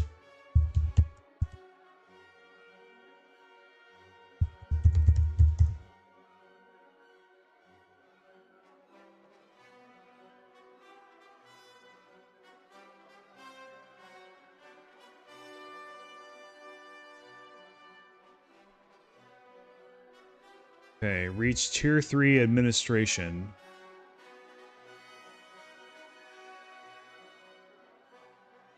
That's what it says.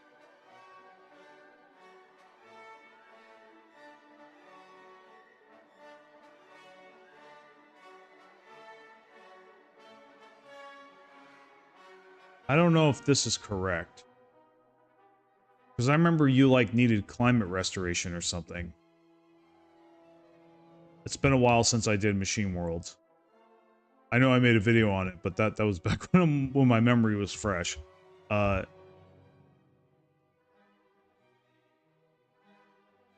so Well, so we'll get the admin tech as it pops up. We'll make a point of getting that. And we'll get terraforming. We'll just get it all. We see terraforming, we see administration tech. We're gonna go right for it.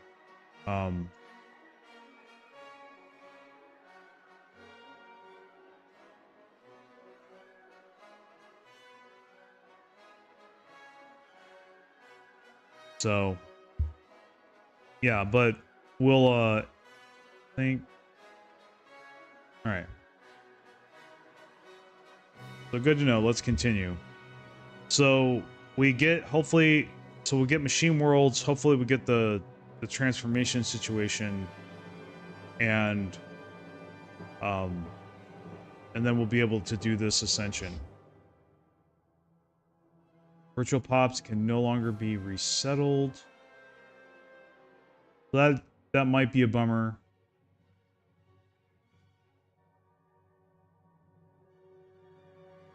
Excuse me.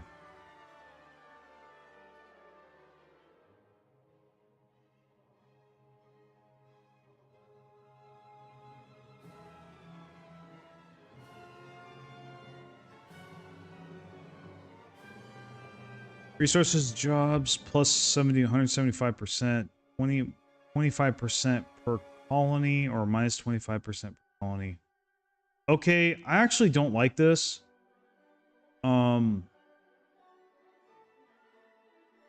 That is severe.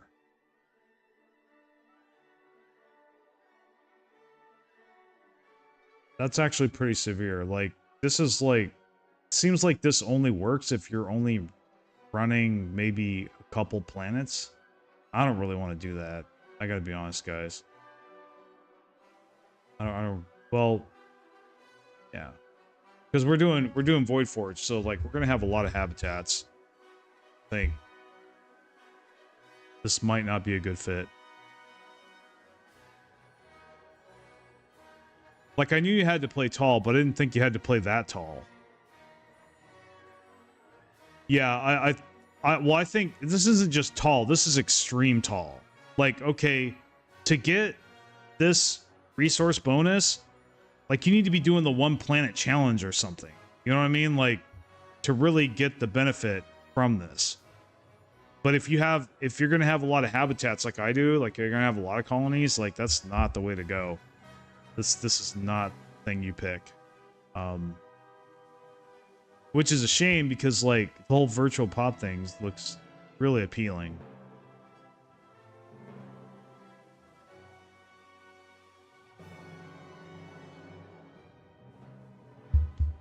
Now, what about nanotech? So let's take a look at nanotech. Okay. What does that do?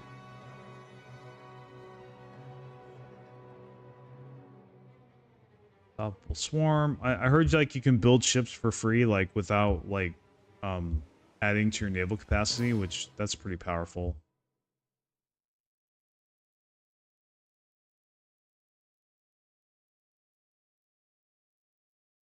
Size from planets. We could try this just for giggles. But it seems like it takes all your resources away and just makes nanites instead.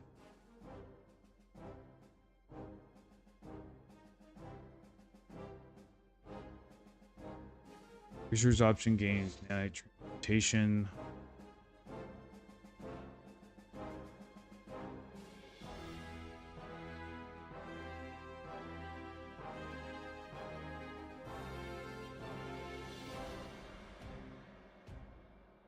We'll put a pin in that. So, yeah, we'll just, we will put a pin in that. We'll cross that bridge when we get to it.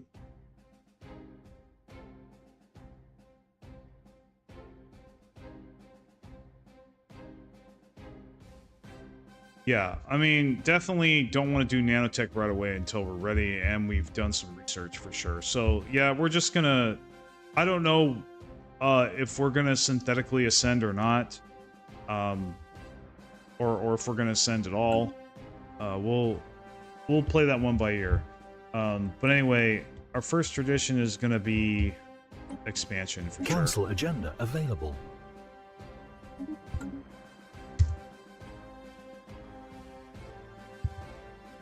Now this one has the number 4. That's a good candidate for a Dyson swarm. We have But let's see detected what an else they anomaly. discover. Council agenda ready. Okay, he's built all the stations. That's got how many deposits? 1. Okay. Still could be good for like a general purpose habitat, I think. Or a, I don't know if there is such a thing as an urban station. Okay, finding the voice, you almost always want to do that, especially with Rogue Servitor. System survey concluded.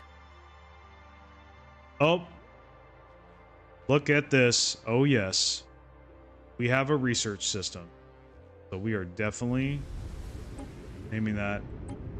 Sorry, Dyson Swarm, but you're not... Oh, we can't rename... We can't rename until we own it, I think. But yeah, oh, look at that. Ooh, ooh, ooh, ooh, ooh. Look at this, boys. Look at this. Oh yeah, that's our research station right there. That is our research station, 100%. 3 deposits. That is good. When you see System that, survey concluded. if you're playing Void Forge or you know, Void Dwellers, you salivate when you see this, dude. You do. Especially we're banking hard on research, so this is definitely a part of our strat. Going to be a part of our strategy here. Okay, definitely going to start with. Well, actually, we should start with this first, I think. And honestly, since we're doing so well with Unity, we're just going to make another Science ship. We can cap out on our leader. Yeah. Cap out on our scientists. So I actually think I want to get this system first for the minerals. We need to get those minerals ASAP. Now we have 1.5k minerals, so we're just gonna go ahead and build this. This and this. So we'll just do that.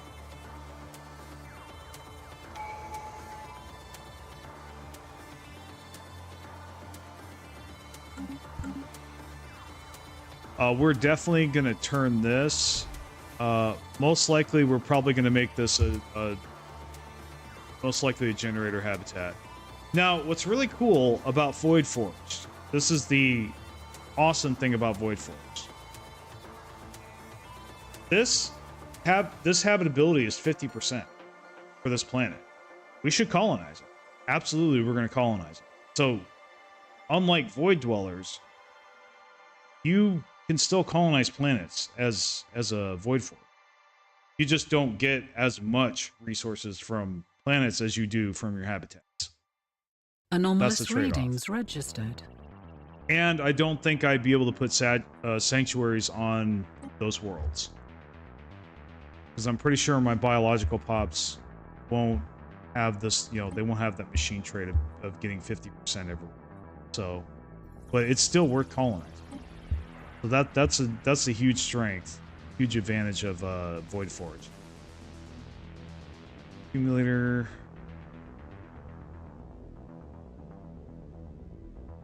I want to go from.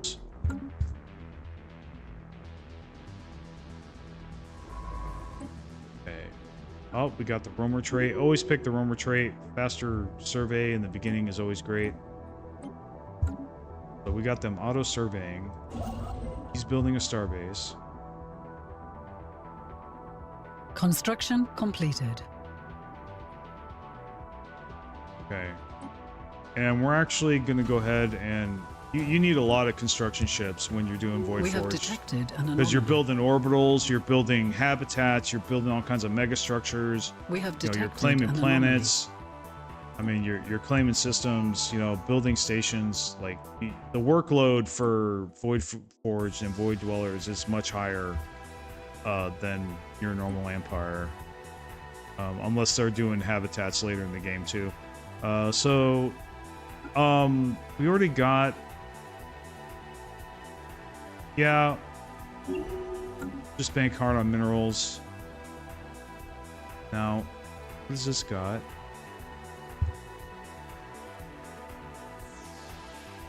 Anomalous readings registered.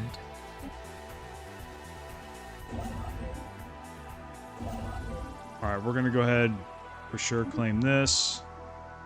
Secure that immediately. System survey concluded. Wonder if I made another. Better make another one.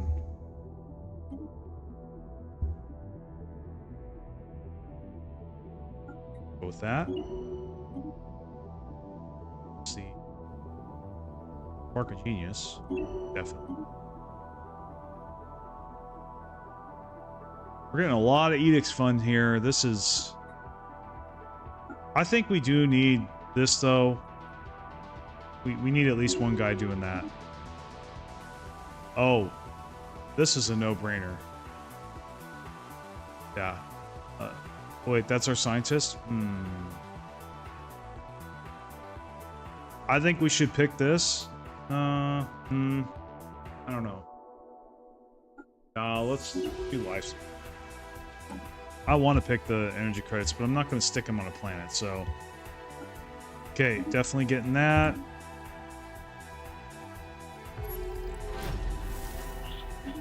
Alright, we got a first contact. System Cross our survey fingers and hope concluded. it isn't a devouring swarm. Or a fanatic purifier, or... Well, if we get a determined exterminator, we're actually going to be okay, I think. Though, they might still hate us because we're rogue servitor. So, you know, we have biologicals, so they're going to want to kill them. So, I don't know. We might be okay if we get a determined exterminator, we might not. We might actually be able to make friends with a determined exterminator. Maybe. But I remember rogue servitors and determined exterminators do not like each other for obvious reasons. Construction completed. Traditionally. Okay, so we'll get that one. We're gonna have this guy automatically rock. Making mining stations. Construction completed.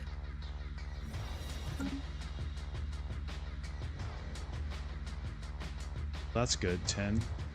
Very nice. System survey concluded. So we're actually going to colonize this. A lot of energy credits. Have the alloys.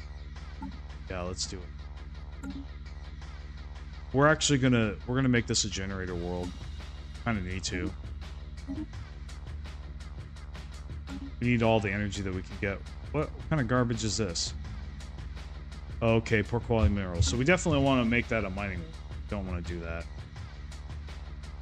We have detected an anomaly. Is this another empire?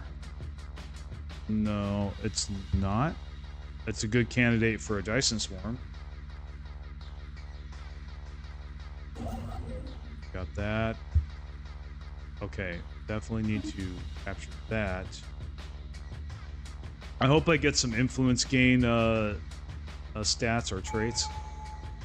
Or perks. That's what they are, perks.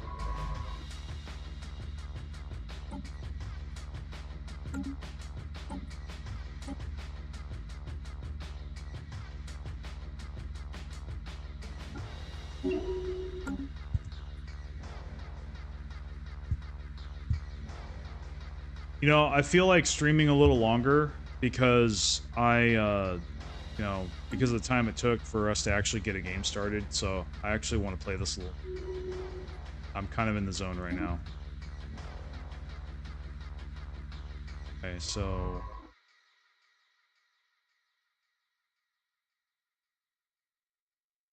we have enough minerals to get something. We did use up all our districts, so we're gonna have to make some more orbitals.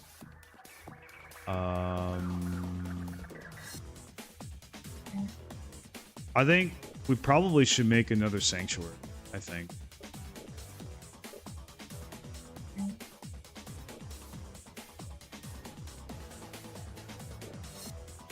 Well, or an alloy foundry, but we already have another industrial district. I think we still need to make these though. Yeah, let's make one.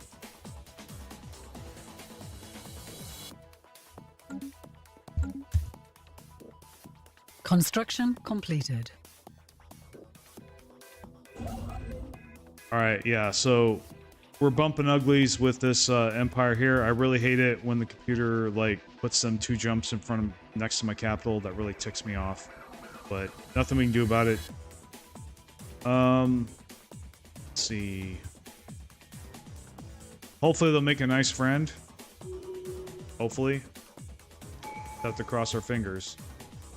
I was just hoping that we could spread out a little more before we bumped into somebody.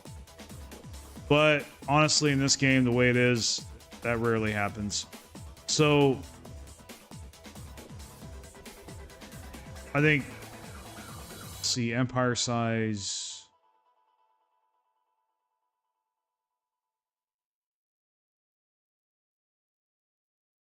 Oh, empire size. That. We have detected an anomaly. We have negative energy credits. That's not good. Construction completed. Don't like that. System Okay, then survey back up. concluded.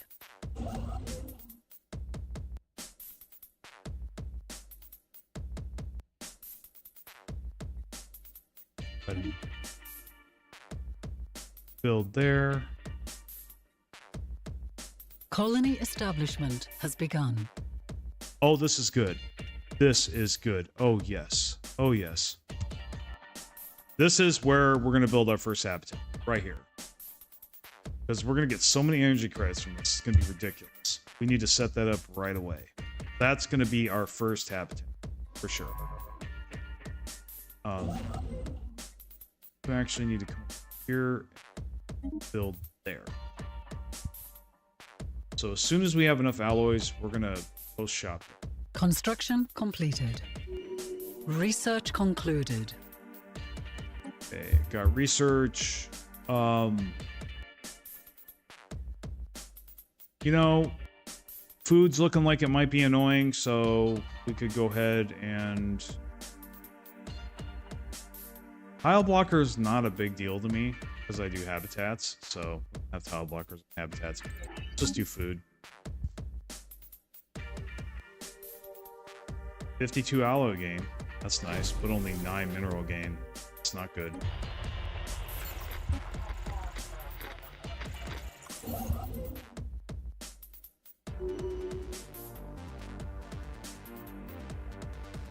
I'm getting a lot of energy credit deposits. This is good.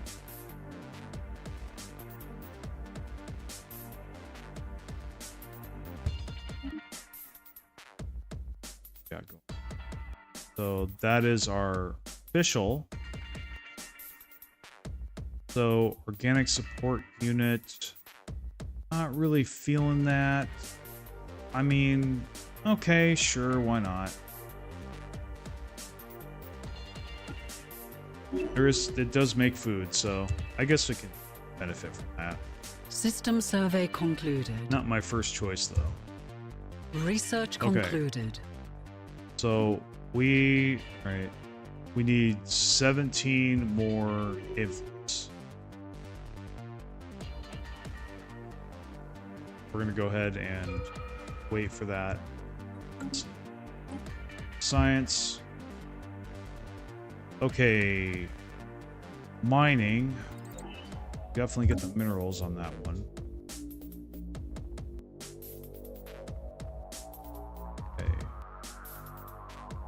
Don't want to take over that system yet. Construction completed. Okay, I think we're ready to make a habitat, yes. Good on that one.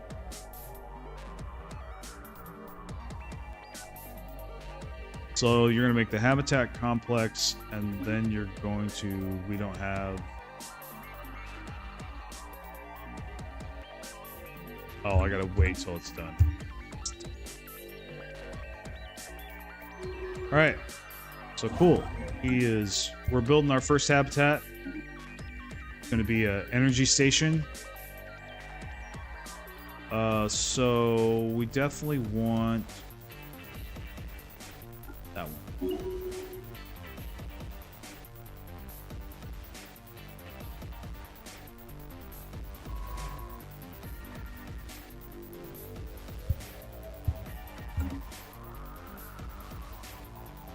We definitely need to like try to ramp up our influence as much as possible. Influence and alloys.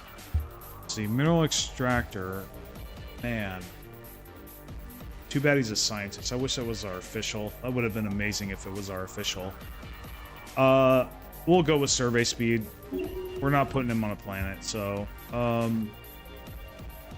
okay, we'll do canopop growth.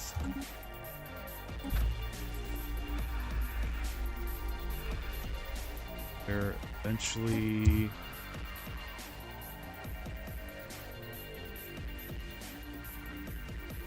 Better be friendly, dude. That's all I gotta say.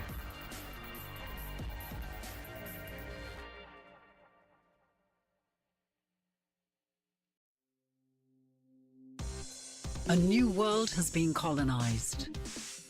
Okay, got a new planet. So we're actually not gonna make this. We're gonna have a generator station, so we're covered there. So I think really, what do we want to do?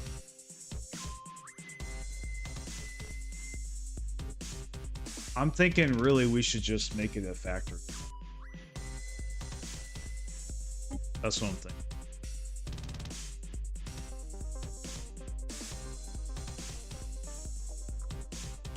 More unlikely.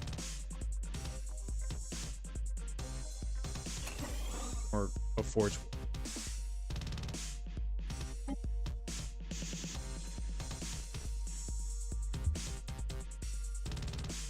Yeah, I think we're good with that.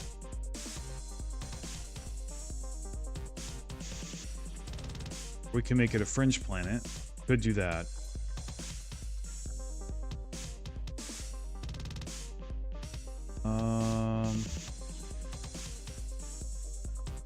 We're doing good on alloys. So,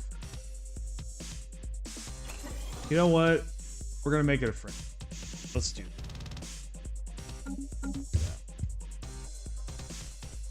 Get a little bit of everything. Even though the minerals aren't going to be as good, we'll still get them. About to say, there's no way he's done with the complex already. No way, dude. System survey They concluded. just canceled their orders. Research concluded.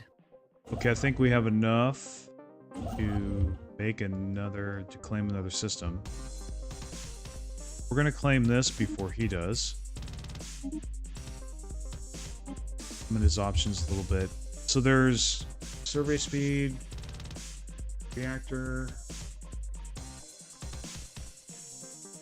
Like I said, not really going to go hard on ships. No point. We're never going to get ahead of the computer in that game, so we're just going to do survey speed.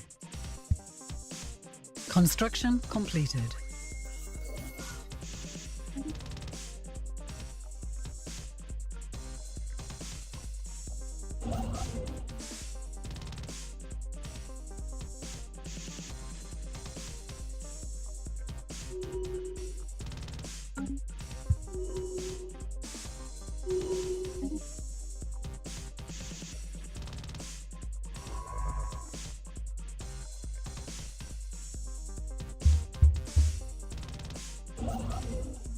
System survey concluded.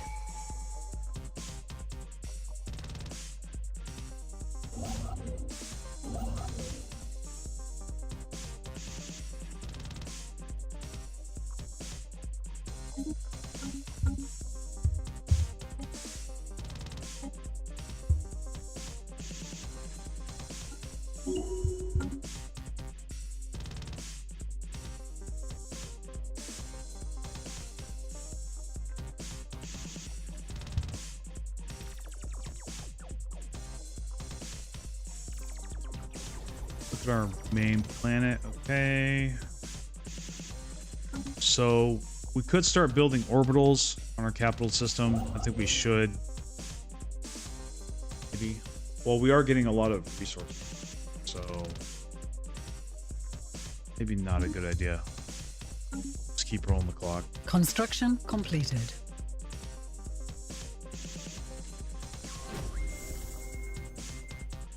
Yeah, they spread here.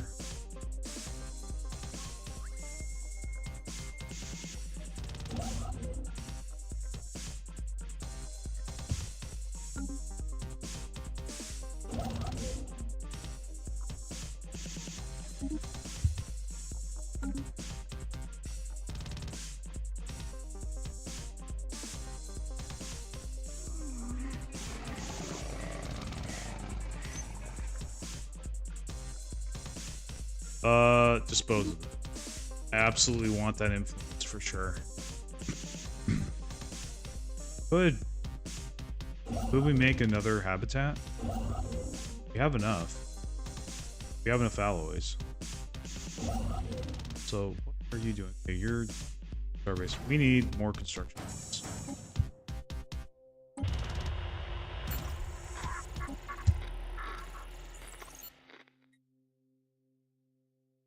Construction completed. So I probably should make a habitat, this research habitat.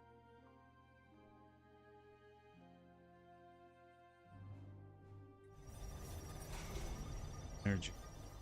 We're gonna have that energy credit station. Closely being done. So yeah, we're gonna build habitat here. We do need 45 more influence.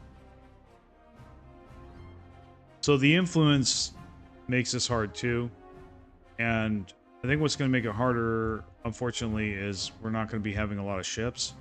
Maybe we should still build ships. It's just we're never gonna. Nah, there's no point. We're never gonna build enough ships to keep up with the computer. It's just not going to happen. So we just need to focus on all the others. So we just got a bunch of different contacts. I'm thinking this is a federation. That's what now it's over here. This is still unclaimed, so you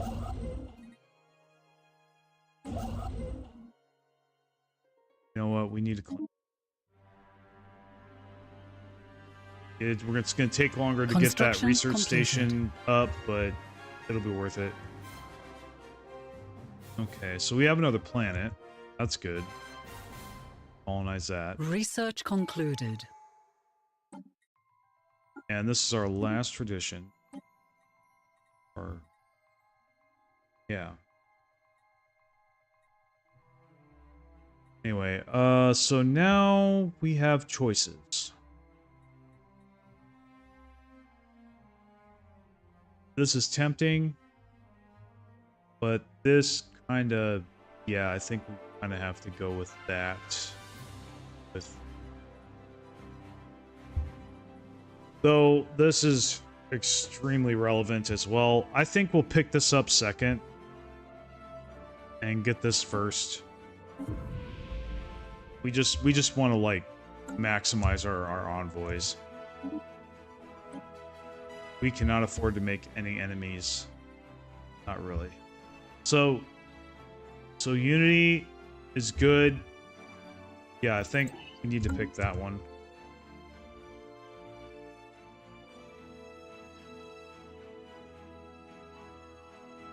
Knowledge is the key to the universe.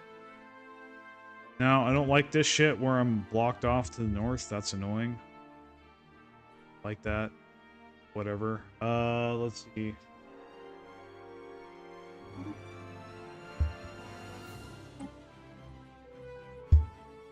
Alright, so machine template system. That is probably what we're going to pick.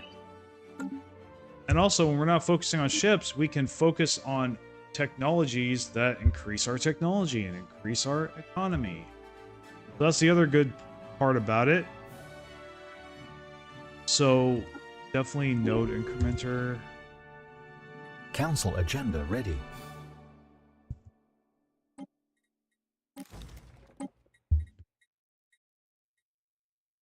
So superior colonies. Construction Like that. completed. So this is a planet and it's unsurveyed. That's an empire. That's not an empire. So there's an empire here, but not here. But I don't think we're going to get this before they do.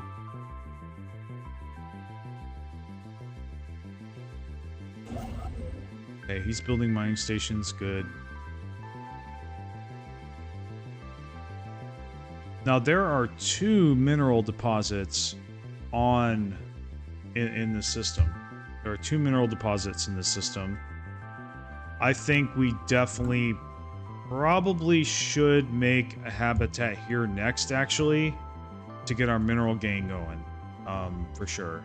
Make this a mining station as well. So energy station, mining station, and then after that, we're going to make a research station and just keep going from there.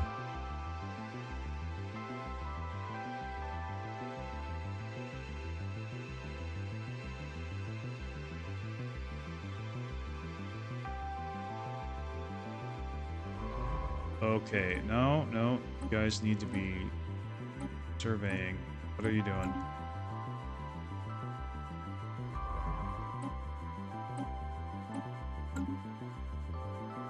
Construction completed.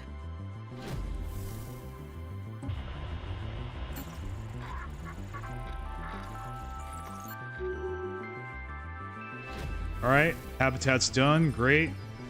And we're going to colonize it. Great. Probably sell off some of our food.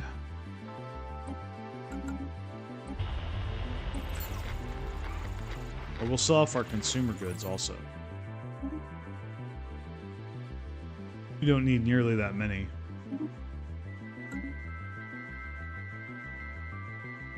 So, hold on, I gotta notify.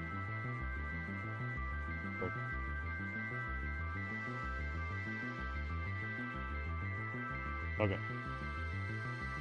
All right.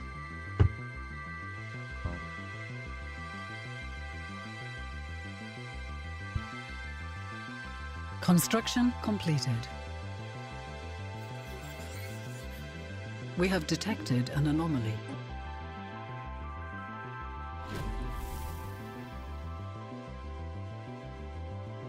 So we're most likely blocked here, here, and here, so we're basically going out this way. Most likely. Now I want to squeeze in here. See if I can block them here.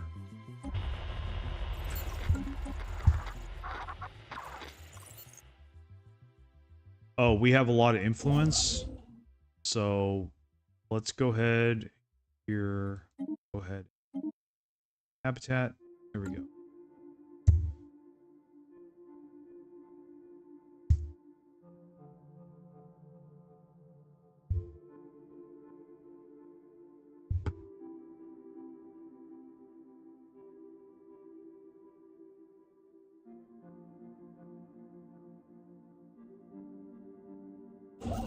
Now, in the meantime, we have a lot of alloys, so we could probably go to some of these,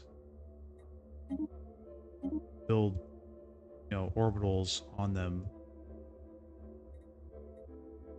Oh, we definitely want to build an orbital here, for sure. And then here as well. So we could build an arc furnace there. I think we still be able to see. I might have to tear it down, but we're basically going to build orbitals on everything other than our deposits.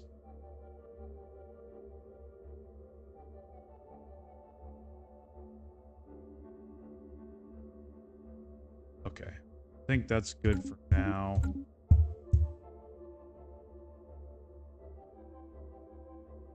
Anomalous readings registered.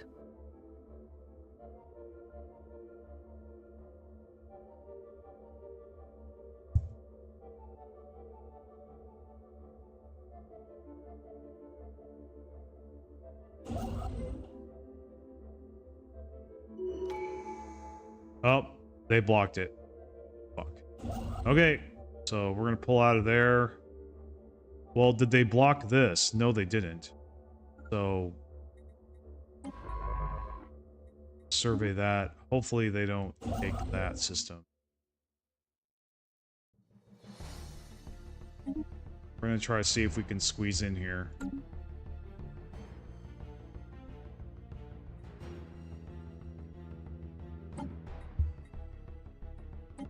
Okay, we're gonna select a new tradition.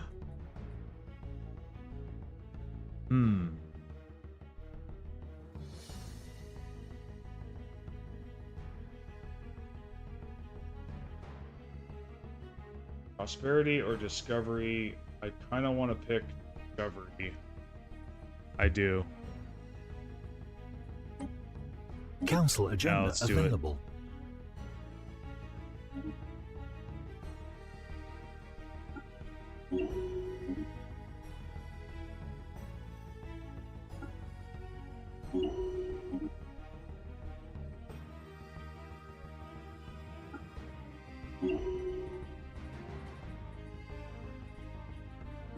Now let's go to edicts. We have a lot of edicts funds, so we're gonna go ahead. You know, we should be doing map to stars already. We can't do capacity subsidies. Why not? Lacking 30? What do you mean? Oh, we don't have enough to activate. Okay. But now we do, so we might as well do that too. Why not? Research More energy concluded. credits, and we don't have a deficit.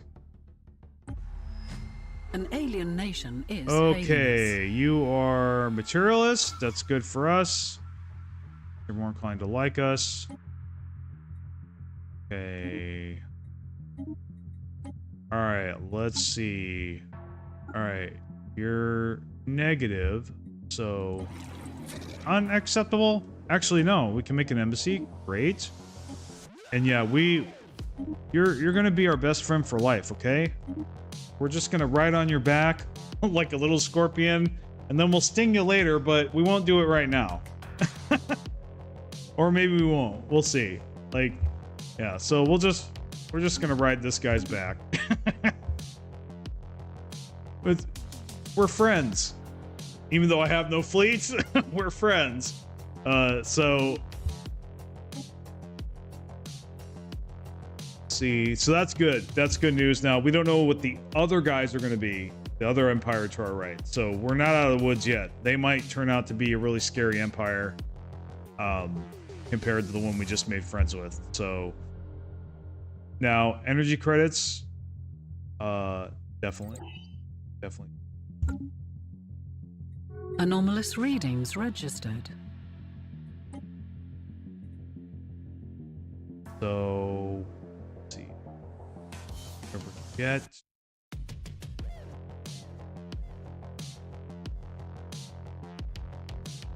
Oh, you know what we need to do right now? We need to turn this off and go to cooperative.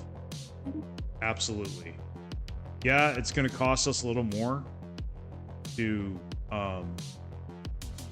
you know, outpost build costs is going to be a little bit less and colony development speed, but that 100% border friction, we can't have that. That's going to help us make enemies, not friends. So we definitely need to be cooperative. That helps our diplomatic weight. That helps envoy improve relations by 50%. I mean, this is significant. Border friction is reduced by minus 50%. And espionage sucks anyway, so no need to worry about those negatives. And then we get an expanded leader pool size. Not that that really matters that much to me, but it is something. So yeah, overall, yeah, definitely need to make that switch. Most new players don't consider things like that. Yeah, like if you're intending on a diplomatic victory, so to speak, or you know, you're not planning on conquering and stuff, you want to switch to, you know, and you're vulnerable in the beginning of the game, you want to switch to that cooperative stance. as soon as you can, or as soon as you start meeting empires, you want to, you know, like we should have switched that the second we saw that this empire existed, you know, just like this empire exists. So, but we forgot. So I'm glad I caught that. System survey concluded. We have 182 influence. These are about to be surveyed, which this one is. So we're going to go ahead and claim that. He's making habitat. That's good. System survey concluded. We're going to make a habitat here next. We are being hailed. So they this is great. So they're doing independence guarantee because, you know, we're weak as shit. They're overwhelming to us because we don't have any fleets. That's fine. So they're going to protect us. If these guys over here try to fight us, we have much better chance of survival now because they're going to step in. So it's kind of like a one-way defensive pact, basically. So if you're weak empire, and you know, we can get into that kind of situation. So that is really good. That increases our chances of survival to a great degree. Let's see. So I think definitely we need to do the survey speed first, because we want to get this survey as fast as possible. We might still lose it, but it'd be really nice if we could crowbar ourselves in here. Oh, we got a negative opinion stuff. It's not. That's an annoying event. But they are still improving our relations, so opinion, okay. Hopefully they don't change. A new world has been colonized.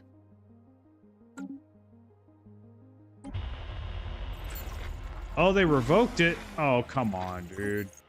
Revoke it? But at least we have a truce. So that gives us some time if they want to fight us. I don't think they're going to, though. That event screwed us, dude. That event might have killed us right there. That stupid random event of the negative opinion event, that might have screwed us. Because then this empire's hostile, and they can't defend us. Yeah, that's bad news. Okay, where's this at? Oh, okay, this is, yeah. So we're gonna go ahead, make this a generator station, put that on auto, and so there's a construction ship here. We're definitely gonna build major orbitals on all the deposits for sure. And yeah, we can make some more major orbitals. I think that'll be good enough for now. Okay. Construction completed. Well, hopefully we can get System survey into a concluded. defensive pact with them before these guys declare war on us if they turn out to be hostile. Let's see. Okay. All right. So this is good. This is good. I think we got this. Yeah, this is going to be ours. Good. So we're crowbarring ourselves in here, and it Construction doesn't look like these are completed. connected. Oh, it's another empire. Okay, well, all right. We are officially blocked. Yeah, that's okay. So we're gonna back out. Well, have him auto build, but need to go over here, buddy, and start surveying stuff. In fact, I think I might make, because these science ships want to be stupid, so I think we need to like force them. over this way. See, this is what annoys me about science ship automation, is they like to like go to, you know, places that have already been claimed by another empire, and they like to go survey there instead of where there is no presence whatsoever, no AI presence at all. I wish it would take that into account when it chose where to survey.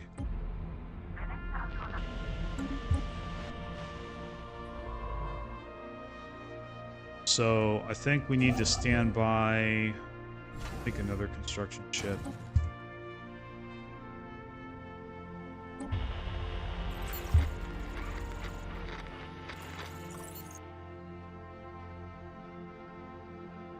Construction completed. Excuse me. Alright, and we're gonna claim that one as well. We're gonna try to get, now that we got a mining station and a generator station, I think we're actually gonna try to claim as many systems as we can before we get locked out. That's what I think we're gonna do.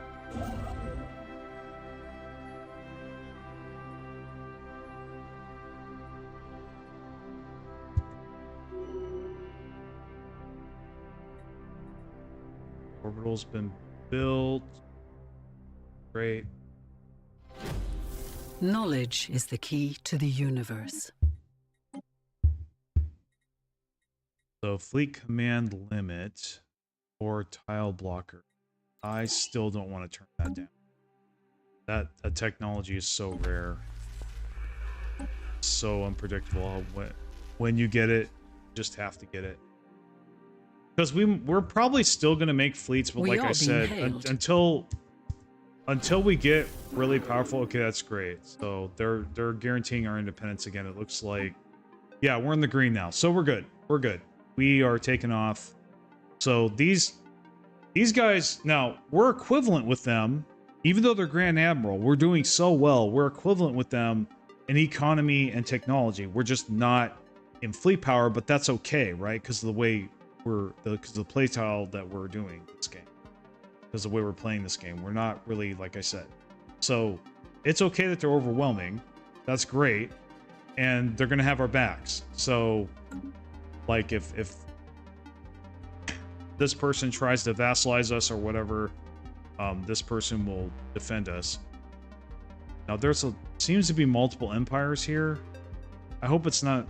I mean, if it is a federation, that's all right, as long as we make friends with them. We might actually join them. That'd be cool. I'd be okay with that, just for the experience. Okay, Construction so completed. we definitely need to colonize this. And that finished.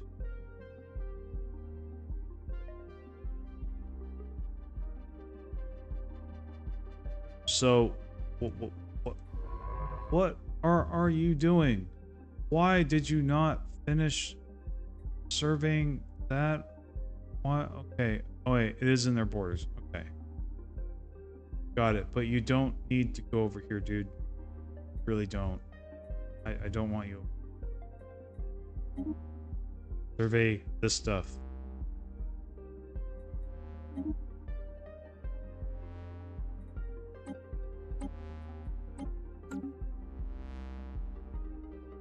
In fact, you know what I'm gonna do? Here's what I'm gonna do. Well, there's too many systems. I don't want to restrict that. We are system. being hailed. Okay, non-aggression pact. That's good. On screen. They are a xenophile, thank God, but they are spiritualists, so. And they're not hostile empire. Oh. They're a xenophile as well. Also a xenophile. Great. I think it's a federation. I think it's a federation. They're all the same. So, all right. Yeah. Pretty. Yeah. So we spawned. For once, I spawned next to a Federation, and I'm okay with it. We might join their Federation. That would be a good idea, I think, to join up with them for sure. One of them already likes us. One of them doesn't like us as much. So we're just gonna put an envoy on all three of these. Our envoys do exceptionally well. We have a lot of envoy bonuses, so we're in business, guys. We're in business. This is looking like a good game. It is. It's looking like it's going to be a good game, for sure. At least to be able to survive. Not sure if to win, but for sure to survive. I think our chances of surviving this game and playing it all the way through have just risen dramatically. Absolutely. So, yep.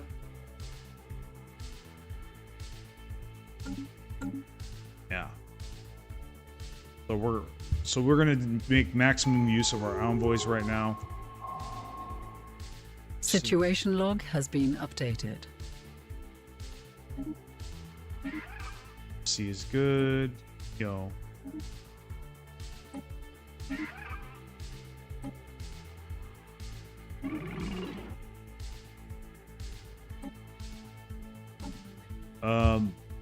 All right, research alternatives.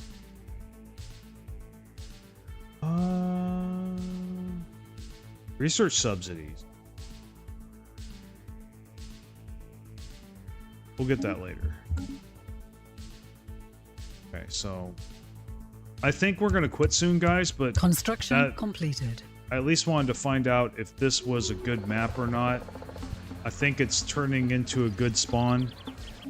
For sure, as far as good map, geographically, it depends on if we get blocked this way. So, let's see.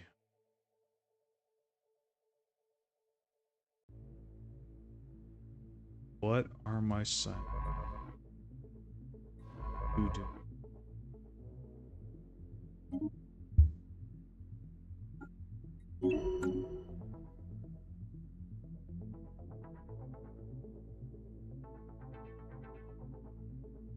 We have a lot of influence, so we definitely need to build a habitat. So we are going to build that.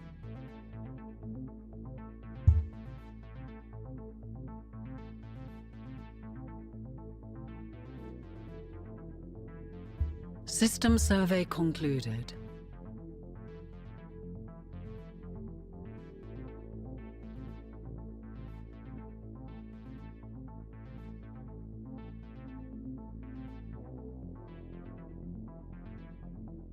Okay, that's surveyed.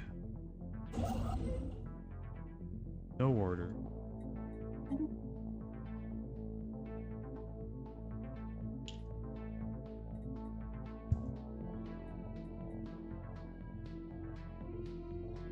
Textures. This is stupid.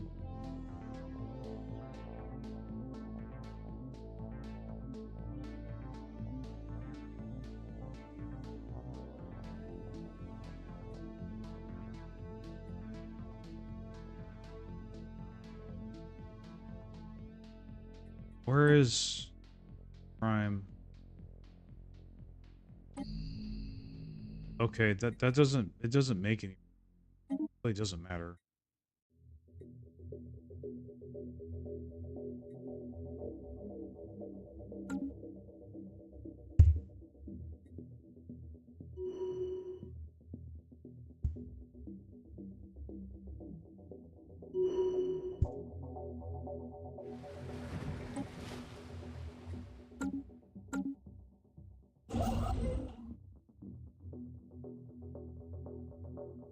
System survey concluded. Okay, we got an orbital here. Definitely gonna colonize that for sure. Make that a mining habitat. So what we're going to do now that it's been built, take this construction ship and we're going to build orbitals. All of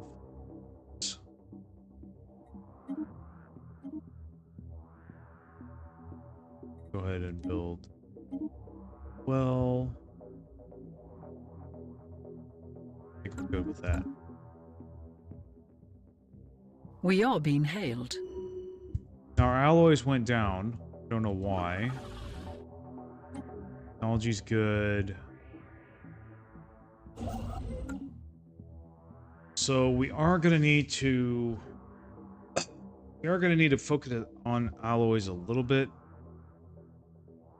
That's kind of thing. It'd be nice if we could just, you know, focus on research.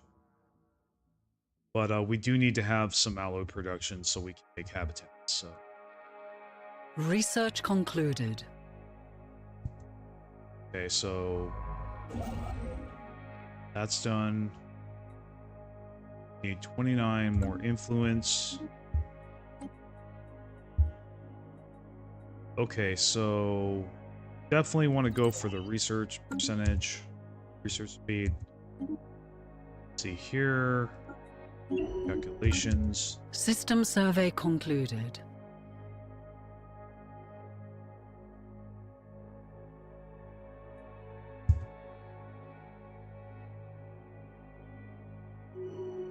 Colony establishment has begun.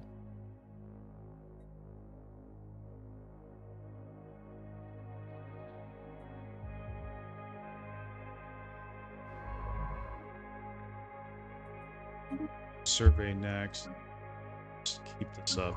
So, what are you doing? Definitely need to grab that black hole. I don't think I'm gonna do Cosmogenesis this game, but I might change my mind.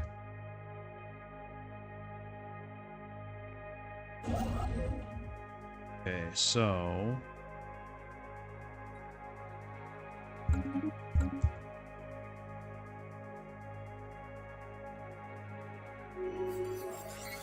System survey concluded.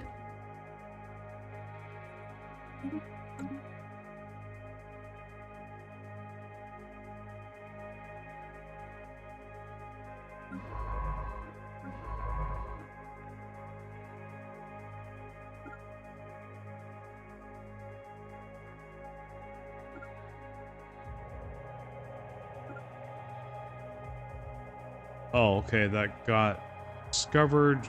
Let's go ahead and survey that. So I'm gonna want to take that over soon.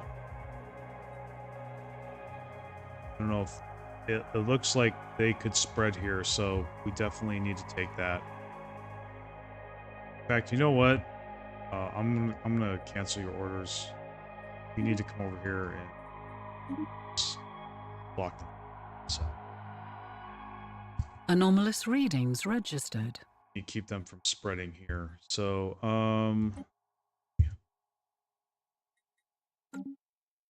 A new world of opportunities awaits. okay, we got another planet and it's big, so I definitely want to take this over as well.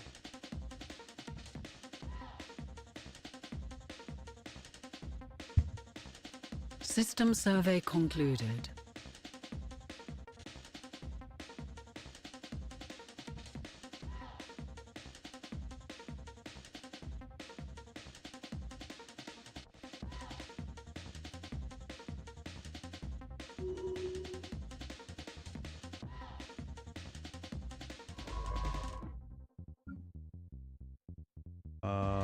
Gonna go here.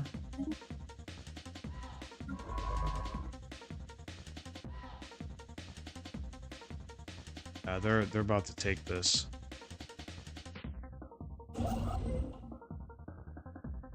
Knowledge is the key. Hopefully to I the give enough universe. influence and time to snag this from them. Okay, so I think positronic CPUs, that's like administration stuff, so we're gonna grab that. More edicts funds can't hurt anyway. Now, we are bleeding a little bit of unity here. I think we could probably turn capacity subsidies off. What's a machine learning that? Fleet supremacy? Nah. I actually want research subsidies. You know, we'll keep the capacity subsidies. Council Construction agenda ready. completed. Okay, so see if we can get this before them. A new world has been colonized. We are being hailed. Council agenda ready.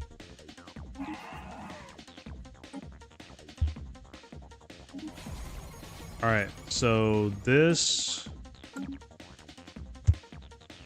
yeah, this is the mining station.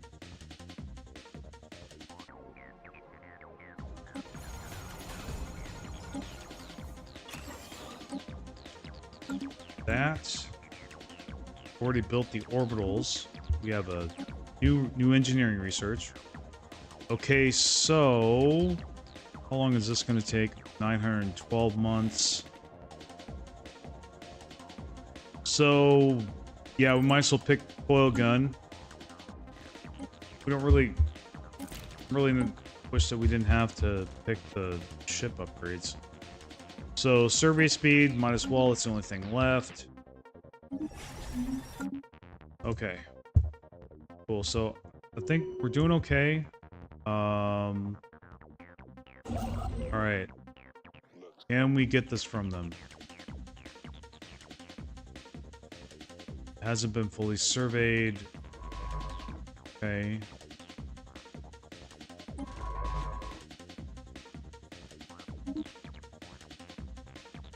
So,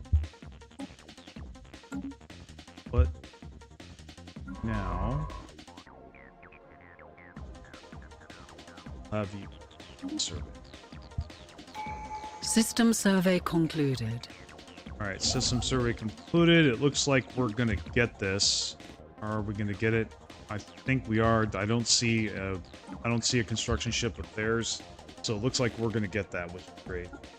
We're definitely gonna get this one for more research. And alloys are going down. That is concerning. So we do need, I think we do need to make a forge world next after we make the research world. Sure. A new world has been colonized. Now our expansion is going to slow down because our influence is slowly waning because of all the agreements that we're getting into.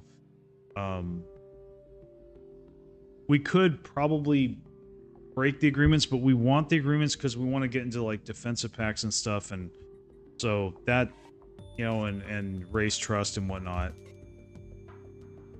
So we have a regular planet that we just colonized. This, you know, I'm thinking we can make this a forge. So let's go ahead and do that. Construction completed. That's a lot of minerals. Really good. Okay, cool. I hope we didn't completely box them in. They can go that way, hopefully, if they want to. Okay, so now this is interesting. What's cool is this actually might be really good to put a Dyson Swarm on, actually. I've never used a Dyson Swarm to get research. So this is a significant amount of research. We could put a Dyson Swarm on there, maybe get some good engineering research out of it. Something to consider. We'll see. I mean, probably need to, but I probably need to use it for credits, honestly. Okay. So go ahead here, survey. We'll just put you on automatic construction.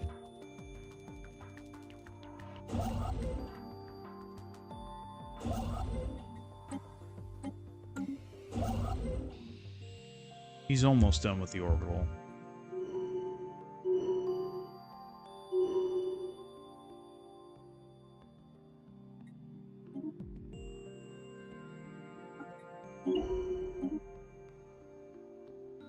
Charmer. Diplomatic agreement. Influence. Upkeep. Okay. Improve relations.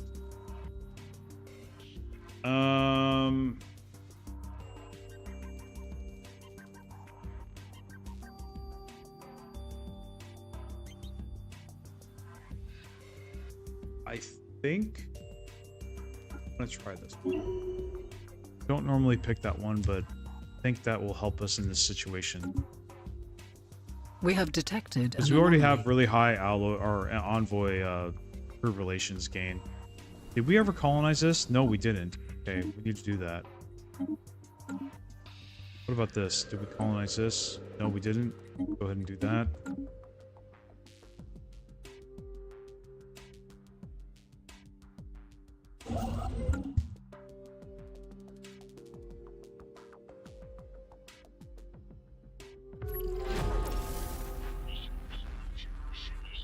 Okay, we encountered hostiles. Do we have an envoy? Yes, we do. Investigate that contact.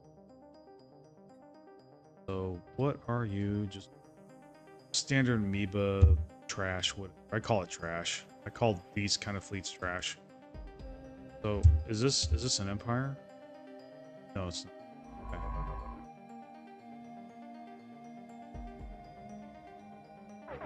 Oh, Construction completed. Why can't you just let him evade?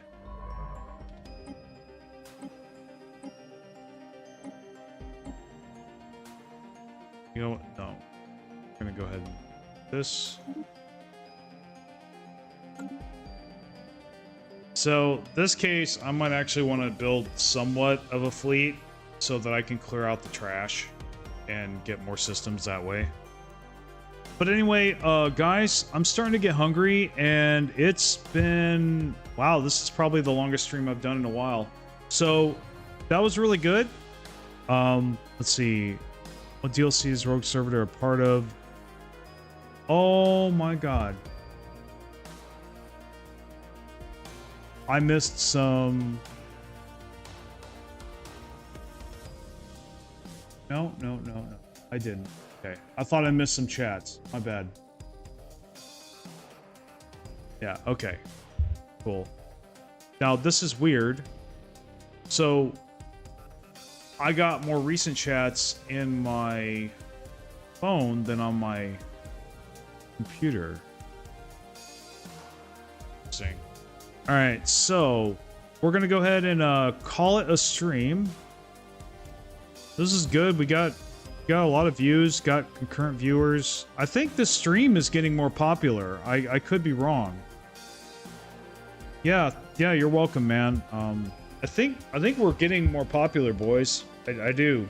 The numbers are going up a little bit. Not great. I mean, I'm not exploding or anything, but like, I think people are starting to catch on. People are trickling in, so I think, yeah, I like to see that. Hope it continues. Hope this stream does grow, and if it does grow and becomes something great, I mean, you know, that's really gonna help this channel if this stream does. I think it would be very ironic, especially what we talked about earlier about the whole, you know, Twitch is better than YouTube thing, and then this picks up. It's like, well, you're wrong, buddy. We'll see. Hopefully we can prove that YouTuber wrong, and, you know, the stream will continue to pick up. I think it will. It's just not going to grow as fast as, you know, my videos do or whatever. Anything can happen, though. That's the beauty about YouTube. Anything can happen. I know, even though, despite what I've said about, you know, like, don't expect to go viral if you try to get into this business, it could still happen. I mean, people do win the lottery, but, like, you know, so yeah, beautiful things do happen. But you don't even necessarily be going viral. It could just be like, you know, I'll never forget when I got 600 subscribers. I'll never forget when I got 1,000. I lost my shit.